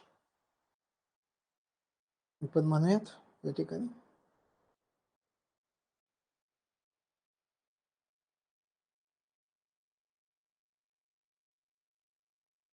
लॉर्ड मेकॉले हे आहेत विल्यम बेंटिक. याच्यामध्ये 1833च्या कायद्यान्वये गव्हर्नर जनरल कौन्सिलमध्ये आणखी एक सदस्य वाढला. पूर्वी 3 होते, कायदा सदस्याला 4 झाले. कायदा सदस्याची नेमणूक करण्यात आली. आपल्याला विचारतील कायदा सदस्याचं नाव काय? लॉर्ड मेकॉले हे कायदा सदस्याचं नाव आहे, हे लक्षामध्ये ठेवायचं. बंगालचा गव्हर्नर जनरल भारताचा गव्हर्नर जनरल बनला. भारतासाठी कायदे करण्याची जबाबदारी विल्यम बेंटिक वरती आली, भारताच्या गव्हर्नर जनरल वरती आली. आता मला सांगा, कामाचा व्याप वाढला की कमी झाला? कामाचा व्याप वाढला. संपूर्ण भारतासाठी कायदे करायचे होते. विल्यम बेंटिकने सांगितलं, ठीक आहे, संपूर्ण भारतासाठी कायदे करण्याची जबाबदारी तुम्ही माझ्यावरती सोपवली आहे, मला मान्य आहे, ती जबाबदारी मी पार पाडेन, पण माझ्यावर कामाचा जो दबाव आहे तो दबाव कमी करण्यासाठी मला कायदा करताना एका तज्ज्ञाची गरज लागेल, तर तेवढी मला त्या कायदा सदस्य मिळावा, अशी मागणी केली विल्यम बेंटिकने. मग गव्हर्नर जनरलच्या काउन्सिलमध्ये एक कायदा सदस्य नेमला, त्यांचं नाव होतं लॉर्ड मेकॉले. लक्षात आलं? लॉर्ड मेकॉले यांची नेमणूक झाली. आता गव्हर्नर जनरल त्यावेळी लॉर्ड मेकॉले यांचं इम्पॉर्टन्स काय होतं ते मी तुम्हाला सांगतो. गव्हर्नर जनरलच्या काउन्सिलचं आपण म्हटलं कायदा सदस्याची नेमणूक करण्यात आली, पण गव्हर्नर जनरलच्या काउन्सिलची 2 कार्य होती. आपण पाहूयात.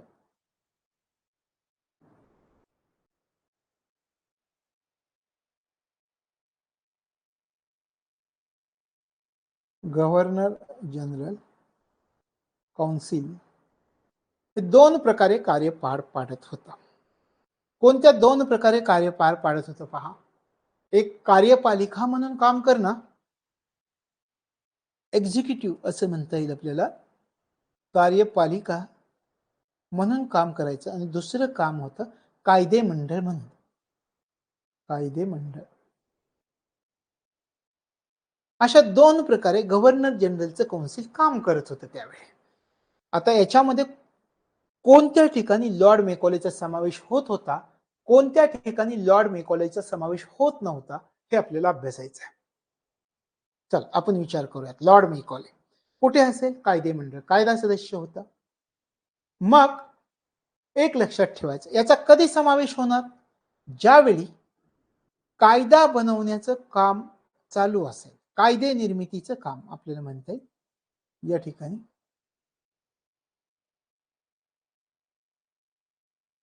कायदे निर्मिती, ज्यावेळी कायदे निर्मितीचं काम चालू असेल त्याच वेळी लॉर्ड मेकॉलेचा त्या ठिकाणी समावेश होत होता. आणि ज्यावेळी गव्हर्नर जनरलचं काउन्सिल कार्यपालिका म्हणून काम करायचं, त्यावेळी लॉर्ड मेकॉलेचा त्याच्यामध्ये समावेश होत नव्हता. पहिली एक स्टेप लक्षात आली तुमच्या. गव्हर्नर जनरलचं काउन्सिल 2 प्रकारे कार्य करत होतं, एक एक्झिक्युटिव्ह आणि एक कायदे निर्मिती. कार्यपालिका म्हणून काम करताना या लॉर्ड मेकॉलेचा गव्हर्नर जनरलच्या काउन्सिलमध्ये समावेश नव्हता. कधी समावेश होत होता? ज्यावेळी कायद्याची निर्मिती केली जात होती, कायदे मंडळ म्हणून गव्हर्नर जनरलचं काउन्सिल काम करायचं, त्यावेळी लॉर्ड मेकॉलेची गव्हर्नर जनरलच्या काउन्सिलमध्ये समावेश होत होता. म्हणजे कुठे समावेश होत नव्हता, कुठे होत होता, हे आपल्या लक्षामध्ये ठेवायचं आहे. दुसरी गोष्ट, हे जे लॉर्ड मेकॉले यांची नेमणूक केलेली होती, आपल्याला विचारतील हे पूर्ण वेळ सदस्य होते का? पूर्ण वेळ सदस्य तुम्हाला जसं विचारलं की लॉर्ड मेकॉले यांची नेमणूक करताना पूर्ण वेळ सदस्य म्हणून त्यांची नेमणूक करण्यात आली होती, विधान चुकलेलं आहे. हे पूर्ण वेळ सदस्य नव्हते, ते लक्षात ठेवायचं. लॉर्ड मेकॉले हे कायदा सदस्य होते, पण पूर्ण वेळ सदस्य नव्हते. हे पूर्ण वेळ सदस्य नव्हते. पहिली गोष्ट लक्षात आलं. गव्हर्नर जनरलच्या काउन्सिलमध्ये ज्यावेळी मतदान, वोटिंग आपण म्हणूयात, वोटिंग व्हायचं, त्यावेळी लॉर्ड मेकॉलेंना त्याच्यामध्ये समावेश होत होता का? एक एक प्रश्न मी विचारते, उत्तर पण मीच सांगतो. गव्हर्नर जनरल काउन्सिलमध्ये ज्यावेळी मतदान केलं जायचं, त्या मतदानामध्ये लॉर्ड मेकॉले यांना समावेश होत होता का त्यांचा त्याच्यामध्ये? तर होत नव्हता. ज्यावेळी गव्हर्नर जनरलच्या काउन्सिलमध्ये वोटिंग केलं जायचं, मतदान केलं जायचं, त्या मतदानामध्ये या लॉर्ड मेकॉलेंचा समावेश होत नव्हता. फक्त कधी समावेश होत होता? कायदे मंडळामध्ये कायदे निर्मिती करतानाच फक्त त्यांचा समावेश होत होता. लक्षात आलं? उदाहरणार्थ तुम्हाला सांगतो, आपल्या देशाचे अटर्नी जनरल तुम्हाला माहिती आहेत का? अटर्नी जनरल आपल्या देशाचे आत्ता जे आहेत, आत्ता जी स्थिती आहे, ती स्थिती लॉर्ड मेकॉलेची त्या काळात होती. लॉर्ड मेकॉलेच्या बाबतीत आपण काय म्हणतोय? फक्त कायदे निर्मिती करतानाच त्याचा समावेश, मतदान करताना याचा समावेश नव्हता. आणि सध्याच्या भारताच्या अटर्नी जनरलचा जर तुम्ही विचार केला तर आपले अटर्नी जनरल संसदीय कामकाजामध्ये भाग घेऊ शकतात, पण ते संसदेचं सदस्य नसल्यामुळं संसदेमध्ये मतदानात भाग घेऊ शकत नाहीत आपले अटर्नी जनरल सध्याचे. हे आपण पुढे अभ्यासणार आहोत. तशी परिस्थिती त्या काळामध्ये लॉर्ड मेकॉलेची होती. तो कायदे निर्मितीत भाग घेऊ शकत होता, पण गव्हर्नर जनरल कौन्सिलमध्ये जर मतदान झालं तर त्या मतदानामध्ये मात्र भाग घेऊ शकत नव्हता. तशा प्रकारे कायदा सदस्याची नेमणूक झाली. त्याची रचना कशी होती हे आपण समजावून पाहिलं. लक्षात आलं? कायदे गव्हर्नर जनरलचं कौन्सिल दोन प्रकारे काम करत होतं. एक कार्यपालिका म्हणून काम करायचं, एक कायदे मंडळ म्हणून काम करायचं. कायदे मंडळ म्हणून काम करताना, कायदे निर्मिती करताना त्याच वेळी फक्त लॉर्ड मेकॉलेचा समावेश होत होता, इतर वेळी त्याचा समावेश होत नव्हता. लॉर्ड मेकॉले हा पूर्ण वेळ सदस्य नव्हता, हे लक्षामध्ये ठेवायचं. त्याच्यानंतर आपण विचार केला की आत्ताच्या अटर्नी जनरलचा आपण विचार केला की त्यांना संसदेच्या कामकाजात सहभाग घेता येतो, पण संसदेचे सदस्य नसल्यामुळे ते संसदेत मतदान करू शकत नाहीयेत. त्याचप्रमाणे लॉर्ड मेकॉलेची स्थिती त्या काळात होती कायदा सदस्याची. तशा प्रकारे हा कायदा सदस्याची नेमणूक, त्याची नेमणूक मध्ये कुठे समावेश होत होता, कुठे समावेश होत नव्हता, याच्यावरती आपल्याला प्रश्न विचारला जाईल. तो पूर्ण वेळ सदस्य होता की नव्हता याच्यावरती प्रश्न विचारला जाईल. हे काही मुद्दे आहेत, ते मुद्दे आपले क्लिअर असणं गरजेचं आहे. आता आपण आपल्या पुढच्या मुद्द्याकडे जातो. या ठिकाणी तुमच्या लक्षात आलं, कायदा सदस्य नेमला लॉर्ड मेकॉले हा पहिला त्या ठिकाणी सदस्य होता, कायदा सदस्य, हे लक्षात ठेवायचं आहे. पहिला कायदा आयोग स्थापन केला का? आत्ताच विचार करा, हिंदू, मुस्लिम, ख्रिश्चन, अनेक कायदे प्रत्येक धर्मात, कितीही लग्न करू शकतात, अनेक कायदे, आमच्या कायद्यानुसार आम्ही वागणार. हे आत्ता नाही, आधीपासून होतं, ब्रिटिशांच्या काळापासून होतं. भारतामध्ये मुस्लिमांचे वेगळे कायदे, हिंदूंचे वेगळे कायदे अस्तित्वात, दोघंही कायदे सोडायला तयार नव्हतं. चला, विल्यम बेंटिकने ठरवलं, अरे हे काय, सगळ्या कायद्यांचं एकत्रीकरण करू, सगळे कायदे नियमांच्या स्वरूपात एकाखाली एक बस. आपली राज्यघटना आपण अभ्यासली की नाही? राज्यघटनेमध्ये कसे भाग 1, भाग 2, भाग 3, भाग 4 कलम, त्याच्यामध्ये त्याला म्हणायचं कायद्याचं संहितीकरण झालंय. संहिताबद्ध पद्धतीनं कायदे बसवलेत, नियमावलीच्या स्वरूपात एका खाली एक कायद्यांची रचना केली. अशी रचना करण्याचे प्रयत्न पहिल्यांदा कोणत्या कायद्यामध्ये केले गेले होते याचा जर तुम्ही विचार केला तर सनदी कायदा 1833 मध्ये केले गेले होते. हिंदू मुस्लिमांचे सगळे कायदे जे जे अस्तित्वात होते त्या कायद्यांचं सुसूत्रीकरण करता यावं, ते कायदे नियमावलीच्या स्वरूपात बसवता यावेत, ते कायदे संहिताबद्ध पद्धतीने बसवता यावेत, यासाठी पहिला कायदे आयोग स्थापन केला गेला. लक्षात आलं? कोणाच्या अध्यक्षतेखाली हा कायदे आयोग स्थापन करण्यात आलेला होता हे आपल्याला विचारतील तर लॉर्ड मेकॉले याच्या अध्यक्षतेखाली 1834 मध्ये हा कायदा आयोग स्थापन करण्यात आला. कोणाच्या अध्यक्षतेखाली स्थापन करण्यात आला? लॉर्ड मेकॉले याच्या अध्यक्षतेखाली हा कायदा आयोग स्थापन करण्यात आला.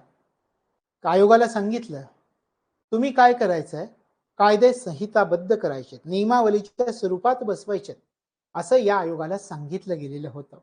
मग या कायद्यानुसार असे सांगितलं गेलं याच्यात कुठल्या जात, पंथ, धर्म बघू नका, रंगांच्या आधारावर कायदे बसवू नका, कुणाशीही भेदभाव करायचा नाहीये, संहिताबद्ध पद्धतीने कायद्याची निर्मिती आपल्याला करायची आहे. भारतीयांसोबत कोणताही भेदभाव आपल्याला करायचा नाहीये. हे या कायद्यानं ठरवण्यात आलं. पहिला कायदा आयोग स्थापन करण्यात आला 1834 मध्ये आणि त्याचे अध्यक्ष झाले लॉर्ड मेकॉले. पहिला कायदा आयोग कधी स्थापन झाला? 1834. कोणाच्या अध्यक्षतेखाली स्थापन झाला? Lord Macaulay. हे लक्षात ठेवायचं. पुढचा मुद्दा आपण 1833च्या कायद्यामधील अभ्यासू. गव्हर्नर जनरलच्या कार्यकारी समितीमध्ये वाढ. गव्हर्नर जनरलच्या कार्यकारी समितीमध्ये वाढ. आतापर्यंत किती सदस्य होते? 3 होते असं मी तुम्हाला म्हटलं. 3 मध्ये नवीन एक सदस्य आला, कायदा सदस्य आला, लॉर्ड मेकॉले आला. एक संख्या वाढली. किती झाले सदस्य? 4. कार्यकारी समितीमध्ये वाढ झाली का? 4 झाले. पूर्वी 3 होते, सुरुवातीला 4 होते, पुन्हा एक कमी केला, 3 झाले, पुन्हा वाढवला 1833च्या कायद्यामध्ये 4 झाले. चौथा सदस्य कायदा सदस्य म्हणून त्याचा समावेश केला गेला होता. तशा प्रकारे गव्हर्नर जनरलच्या कार्यकारी समितीमध्ये वाढ झालेली होती. तशा प्रकारे सर्व कायदेविषयक अधिकार गव्हर्नर जनरलला मिळाले, गव्हर्नर जनरल काउन्सिलला मिळाले. संपूर्ण भारतीय प्रदेशामध्ये कोणत्याही सुधारणा करायच्या, कोणतेही कायदे रद्द करायचे, कोणतेही कायदे बदलायचे, ते सगळे अधिकार या ठिकाणी प्राप्त झालेले होते. तर हे लक्षामध्ये ठेवायचे. कार्यकारी समितीमध्ये कशी वाढ झाली हे तुमच्या लक्षामध्ये आलं. पण हा जो चौथा सदस्य होता लॉर्ड मेकॉले, कायदा सदस्य पण, याला मात्र मर्यादित अधिकार देण्यात आले होते. जो कायदा सदस्य म्हणून नेमला गेला त्याला जर तुम्हाला विधान आलं की लॉर्ड मेकॉले यांना मर्यादित अधिकार प्राप्त होते किंवा खूप मर्यादित अधिकार प्राप्त होते, तर हे विधान बरोबर आहे हे लक्षामध्ये ठेवायचं. चला पुढच्या मुद्द्याकडे आपण जाऊयात 1833च्या कायद्यामध्ये. पुढचा मुद्दा आहे गुलामांची स्थिती सुधारण्याचे निर्देश. गुलामांची स्थिती सुधारण्याचे निर्देश. काय कायदा आहे? आता 1833च्या कायद्यान्वये भारतामध्ये गुलामगिरी बेकायदेशीर घोषित करण्यात आली. आपल्याला विचारले कोणत्या कायद्यान्वये भारतात गुलामगिरी बेकायदेशीर आहे असं घोषित करण्यात आलं? 1833चा कायदा.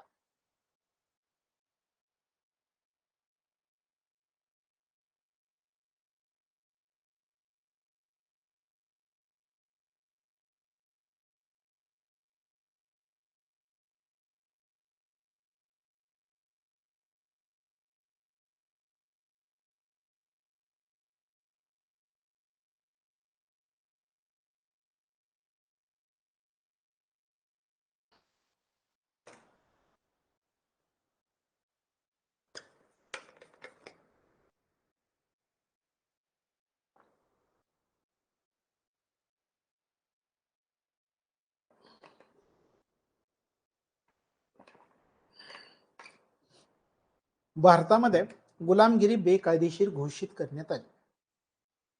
भारताच्या गव्हर्नर जनरलला सांगितलं की आता तुम्ही काय करायचं आहे, भारतातील गुलामगिरी संपुष्टात आणायची आहे असे आदेश दिले, निर्देश दिले भारताच्या गव्हर्नर जनरलला. विल्यम बेंटिकला असे निर्देश दिले.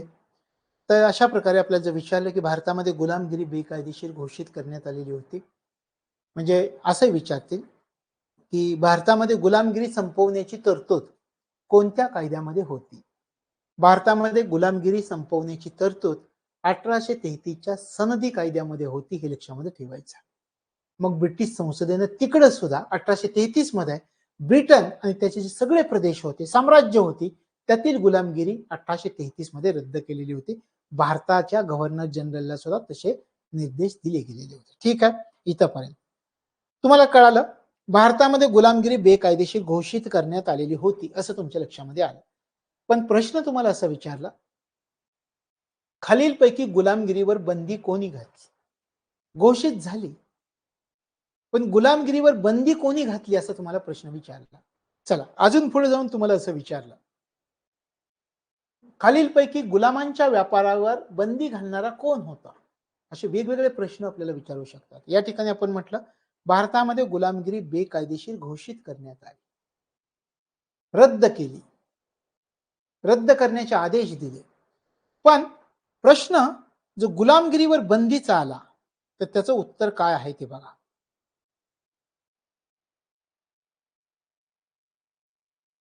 गुलामगिरीवर बंदी घालणारा कोण?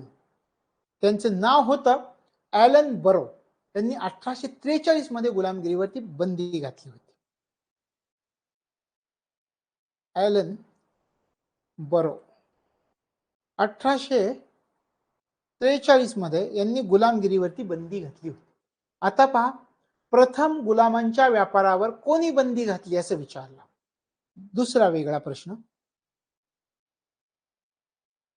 प्रथम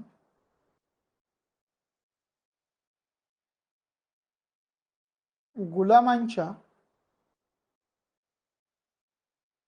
व्यापारावर बंदी कोणी घातली असं तुम्हाला विचार. कॉर्नवालिस त्यांचं नाव. हे तीनही मुद्दे तुम्हाला माहिती असणं गरजेचं आहे. तशा प्रकारे भारतामध्ये गुलामगिरी बेकायदेशीर घोषित झाली 1833च्या सनदी कायद्यानं. पुढे जाऊन तुम्हाला विचारलं की गुलामगिरीवरती बंदी कोणी घातली होती? ॲलन बरो यांनी घातली होती 1843 मध्ये. प्रथम गुलामांच्या व्यापारावर बंदी घालणारा कोण होता? कॉर्नवालिस होता. हे तीन विधाने तुम्हाला परफेक्ट माहिती असणं गरजेचं आहे. म्हणजे गुलामांच्यावर जर प्रश्न आला तर तुम्हाला तो सहजपणे सोडवता येईल. पुढच्या मुद्द्याकडे आपण जाऊया. कायद्यांची विभागणी. त्याच्यामध्ये दोन भाग केले गेले कायद्यांच्या विभागणीमध्ये.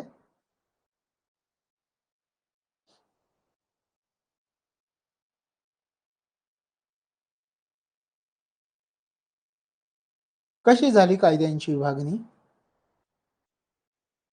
त्याला म्हटलं जातं, एक म्हणजे पूर्वी केलेले कायदे आणि नवीन कायदे अशी विभागणी झाली. पूर्वीचे कायदे आणि नवीन कायदे अशी विभागणी झाली. म्हणजे तुम्हाला तुमच्या पहिली गोष्ट लक्षात आली, कायद्यांची विभागणी झाली दोन प्रकारे. कुठले? पूर्वीचे जुने कायदे आणि सध्याचे नवीन कायदे. पूर्वीचे जे जुने कायदे होते त्यांना नियामक कायदे असं म्हणायला सुरुवात झाली. यांना काय म्हणायचं विभागणीमध्ये? नियामक कायदे. यांना नियामक कायदे असं संबोधायला सुरुवात झाली आणि यांना कायदे किंवा अधिनियम असं म्हणायला सुरुवात झाली. कायदे किंवा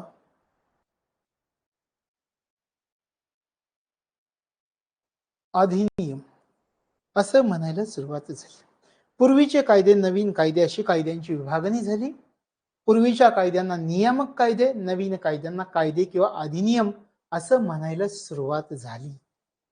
लक्षात आलं? अशा प्रकारे कायद्यांची विभागणी झाली. पूर्वीचे कायदे, नवीन कायदे किंवा जुने कायदे, नवीन कायदे, हे लक्षात ठेवायचं. पुढचं विधान घेऊयात आपण. पुढचं पॉइंट बघा आपला काय आहे. नागरी सेवकांच्या निवडीसाठी खुली स्पर्धा. खुली स्पर्धा सुरू करण्याचा प्रयत्न केला जात होता. आता मला सांगा, एक प्रश्न मी तुम्हाला विचारतो, कुठे तुम्हाला आढळलाय का पहा पुस्तकामध्ये, पण मला नेहमी असा प्रश्न पडला. नागरी सेवकांच्या निवडीसाठी खुली स्पर्धा सुरू करण्याचा प्रयत्न झाला, पण त्याच्या अगोदर नागरी सेवकांची निवड ब्रिटिश शासनामध्ये कोण करत होतं? आणि हे नागरी सेवक कुठले होते? ईस्ट इंडिया कंपनीमध्ये जे अधिकारी म्हणून काम करत होते त्यांना म्हणायचं नागरी सेवक. ईस्ट इंडिया कंपनीमध्ये जे लोक अधिकार पदावरती होते, आता तुम्ही कसं तहसीलदार, deputy collector, DYSP, PSI, sale tax inspector अशी पदं आहेत वेगवेगळी, आहे की नाही? तर ह्या अशी पदं ईस्ट इंडिया कंपनीत पण होती. त्या पदांची निवड कोण करत होतं? कंपनीचं संचालक मंडळ करत होतं. मग आता काय ठरवलं? सनदी कायदा 1833च्या कायद्यान्वये नागरी सेवकांच्या निवडीसाठी खुली स्पर्धा, परीक्षा घ्यायची. परीक्षेतनं जे पास होतील ना ते ईस्ट इंडिया कंपनीत अधिकारी. हा पहिला कायदा होता. 1833चा सनदी कायदा हा पहिला कायदा होता ज्या कायद्यानं भारतीयांना देशाच्या प्रशासनामध्ये वाटा उचलण्याची परवानगी मिळाली. आता विचार करा, तुम्हाला प्रश्न विचारलाय की भारतीयांना देशाच्या प्रशासनामध्ये वाटा उचलण्याची परवानगी कोणत्या कायद्याने प्राप्त झाली? सनदी कायदा 1833. लक्षात आलं? आपण म्हणूयात या ठिकाणी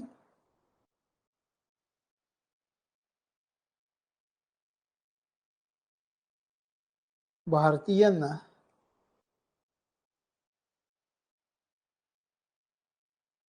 देशाच्या प्रशासनात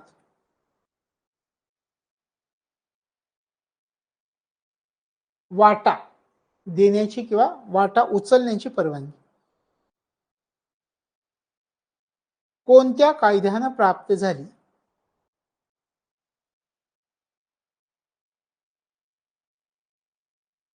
सनदी कायदा 1833 न प्राप्त झाली. हा पहिला कायदा होता की ज्या कायद्यानं भारतीयांना देशाच्या प्रशासनात वाटा उचलण्याची परवानगी प्राप्त झालेली होती. सांगितलं इथून पुढच्या कालावधीमध्ये कोणाचाही भेदभाव केला जाणार नाही. कोणत्याही भारतीयाबाबत आम्ही भेदभाव करणार नाही आहोत. धर्म, जात, वंश, रंग याच्यानुसार कंपनीतील कोणत्याही पदासाठी कोणीही प्रतिबंधित नसणार आहे. जो परीक्षा पास होईल तो त्या पदावरती येईल असं सांगितलं सनदी कायदा 1833 मध्ये. त्याला आपण म्हणतो नागरी सेवकांच्या निवडीसाठी खुली स्पर्धा. त्याला विरोध केला. कोणी विरोध केला? संचालक मंडळ. कारण हे अधिकाऱ्यांच्याकडे होते अधिकारी नेमण्याचे. संचालक मंडळानं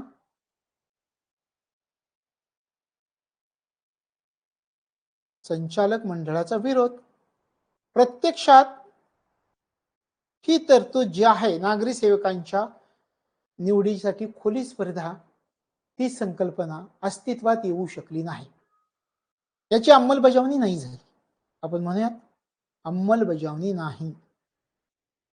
प्रयत्न करण्यात आला. फक्त या ठिकाणी प्रयत्न करण्यात आला की नागरी सेवकांच्या निवडीसाठी खुली स्पर्धा घेण्याचा, भारतीयांना देशाच्या प्रशासनात वाटा उचलण्याची परवानगी देण्याचा एक प्रयत्न झाला 1833 मध्ये. आणि याला संचालक मंडळाने विरोध केला. त्याच्यामुळं याची अंमलबजावणी होऊ शकली नाही. म्हणजे आपल्याला या ठिकाणी एक प्रश्न तयार होऊ शकतो की नागरी सेवकांच्या निवडीसाठी खुली स्पर्धा घेण्याचा किंवा भारतीयांना देशाच्या प्रशासनात वाटा उचलण्याची परवानगी देण्याचा पहिला प्रयत्न केव्हा करण्यात आला होता? अंमलबजावणी झाली नाही. प्रयत्न कधी झाला? सनदी कायदा 1833 मध्ये पहिला प्रयत्न झाला. आणि प्रत्यक्षात ही संकल्पना कधी अस्तित्वात आली? 1854 मध्ये. 1853च्या सनदी कायद्यात त्यावेळी अस्तित्वात. 21 वर्षांनी ही संकल्पना प्रत्यक्षात अस्तित्वात आली. या ठिकाणी प्रयत्न झाले. पुढच्या 21 वर्षांनी 1854 मध्ये ही जी संकल्पना आहे की भारतात गुणवत्तेवर आधारित आधुनिक नागरी सेवेची संकल्पना, ही संकल्पना प्रत्यक्षात अंमलात आली 1854 मध्ये. लॉर्ड मेकॉले यांचा अहवाल आला. त्या शिफारशीवरून ती संकल्पना 1854 मध्ये अंमलामध्ये आलेली होती. या ठिकाणी फक्त प्रयत्न झाला हे लक्षात ठेवायचं आहे. याच्यानंतर आपण पुढच्या मुद्द्याकडे जाऊयात.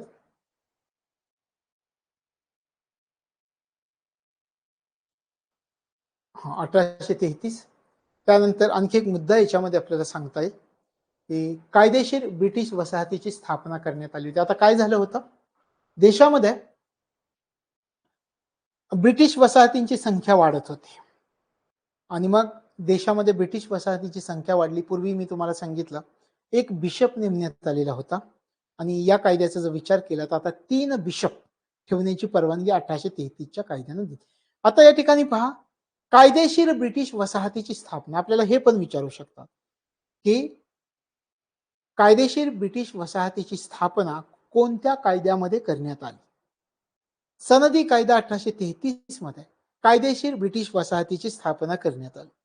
कशी स्थापना करण्यात आली किंवा कायदेशीर ब्रिटिश वसाहत कशी होती त्याचा आपण विचार करूया. पहा, भारतामध्ये ख्रिश्चन लोकसंख्या वाढायला लागली. त्या लोकसंख्येचं नियमन करणं गरजेचं होतं. आणि काही ब्रिटिश होते की त्यांना भारतामध्ये स्थायिक व्हायचं होतं. मग या ब्रिटिशांना भारतामध्ये मुक्तपणे स्थायिक होण्याची परवानगी कोणत्या कायद्याने दिली? तर ब्रिटिशांना भारतामध्ये मुक्तपणे स्थायिक होण्याची परवानगी सनदी कायदा 1833 नुसार प्राप्त झाली हे लक्षामध्ये ठेवायचं आहे.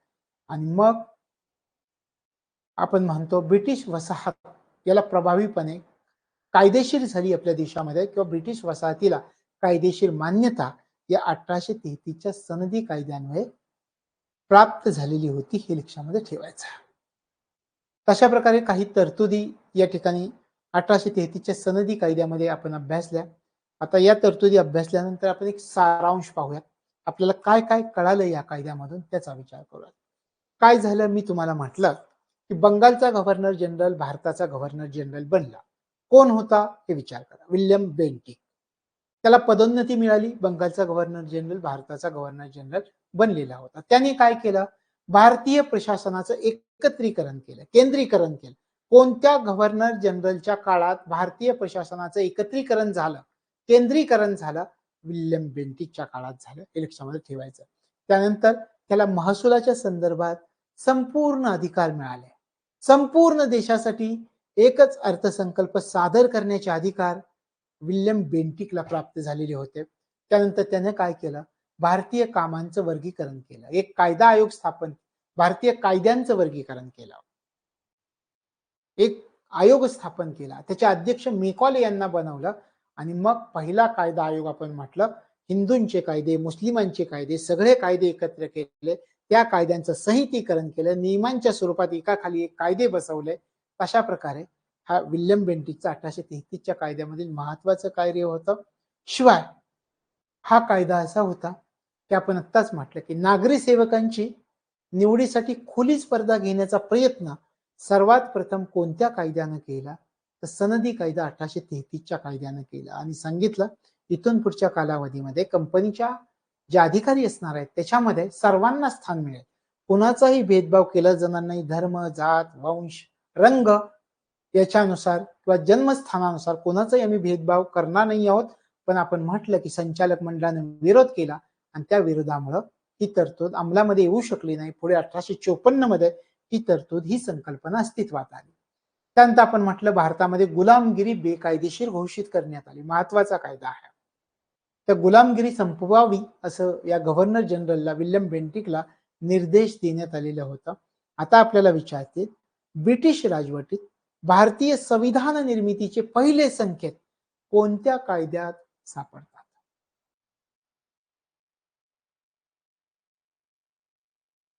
भारतीय संविधान निर्मितीचे पहिले संकेत, तुम्हाला जसं विचारलं, संविधान निर्मितीचे पहिले संकेत कोणत्या कायद्यामध्ये सापडतात? 1833चा सनदी कायदा. लक्षात आलं? हे महत्वाचं लक्षामध्ये ठेवायचं. आणि मग या कायद्यानं गव्हर्नर जनरलचे कायदेविषयक कार्य आणि कार्यकारी कार्य एकामेकापासून वेगळे झालेले आपल्याला दिसतात. लॉर्ड मेकॉलेच्या बाबतीत आपण अभ्यासलं, तर गव्हर्नर जनरल कौन्सिल कोणत्या पद्धतीनं कार्य करत होता हे पण अभ्यासलं. तशा प्रकारे होता सनदी कायदा 1833. तर हे आपण कायदे अभ्यासले. 1793चा सनदी कायदा आपण अभ्यासला. त्यानंतर 1813चा सनदी कायदा आपण अभ्यासला. आता 1833चा अभ्यासला. याच्यानंतर उद्या 1853चा सनदी कायदा आपण अभ्यासणार आहोत. मग त्या सनदी कायदे संपले की ईस्ट इंडिया कंपनीच्या कालावधीमध्ये जे जे कायदे केले ते सगळे कायदे आपले संपले. कारण 1773 ते 1853चे जे कायदे आहेत ते सगळे कायदे ईस्ट इंडिया कंपनीच्या काळातले कायदे. मग आपला घटनात्मक इतिहासातला पहिला टप्पा उद्या पूर्ण होता. आणि घटनात्मक इतिहासातला दुसरा टप्पा कुठला? ब्रिटिश सम्राटाच्या काळात झालेले कायदे 1858 ते 1947 पर्यंतच्या कायद्यांना उद्याच्या भागामध्ये आपण सुरुवात करतोय. तर या ठिकाणी ज्या काही नोट्स आहेत हे आपण आता केलेल्या, मी तुम्हाला एक 20 ते 25 मिनिटांमध्ये तुम्हाला येतील. 1 तासामध्ये आत्ता जो व्हिडिओ आपला झालाय तो कालचा व्हिडिओ लगेच अपलोड झाला. 2 प्रकारचे व्हिडिओज मी तुम्हाला पाठवलेत, कोणतेही पाहू शकता तुम्ही. तर हे आत्ता जो आपण लाईव्ह रेकॉर्ड केलाय तो पण आहे. दुसरे रेकॉर्डेड व्हिडिओ पण मी तुम्हाला काल लिंक पाठवली आहे त्याची. दोन्ही मधून अभ्यास करा. आणि हो, याच्यामध्ये ज्यावेळी आपले कायदे संपतील तर त्यावेळी आपला 100 मार्कांचा एक टेस्ट पेपर होणार आहे टॉपिक वाईज. तर हे कायदे व्यवस्थित करून ठेवा, म्हणजे तो टेस्ट पेपर सोडवला हे प्रकरण तुमचं पक्क झालं असं आपण मानून पुढच्या प्रकरणाची सुरुवात करणार आहोत. तर या ठिकाणी आपण थांबतो. भेटूयात आपण सर्वजण उद्याच्या भागामध्ये. आपला हा क्लास सोमवार ते शुक्रवार दररोज संध्याकाळी 6 ते 8च्या दरम्यान राहणार आहे. मग आपलं रोजचं एक टार्गेट असणार आहे. आपण सुरुवातीला जे म्हटलं की छोटी छोटी गोल्स आहेत ते आपल्याला पूर्ण करायचे आहेत, म्हणजे आपल्याला मोठं गोल साध्य करता येणार आहे. त्या दिशेनं आपण प्रयत्न करतो. मग आपण उद्याच्या भागामध्ये भेटूयात. या ठिकाणी थांबूयात. थँक्स.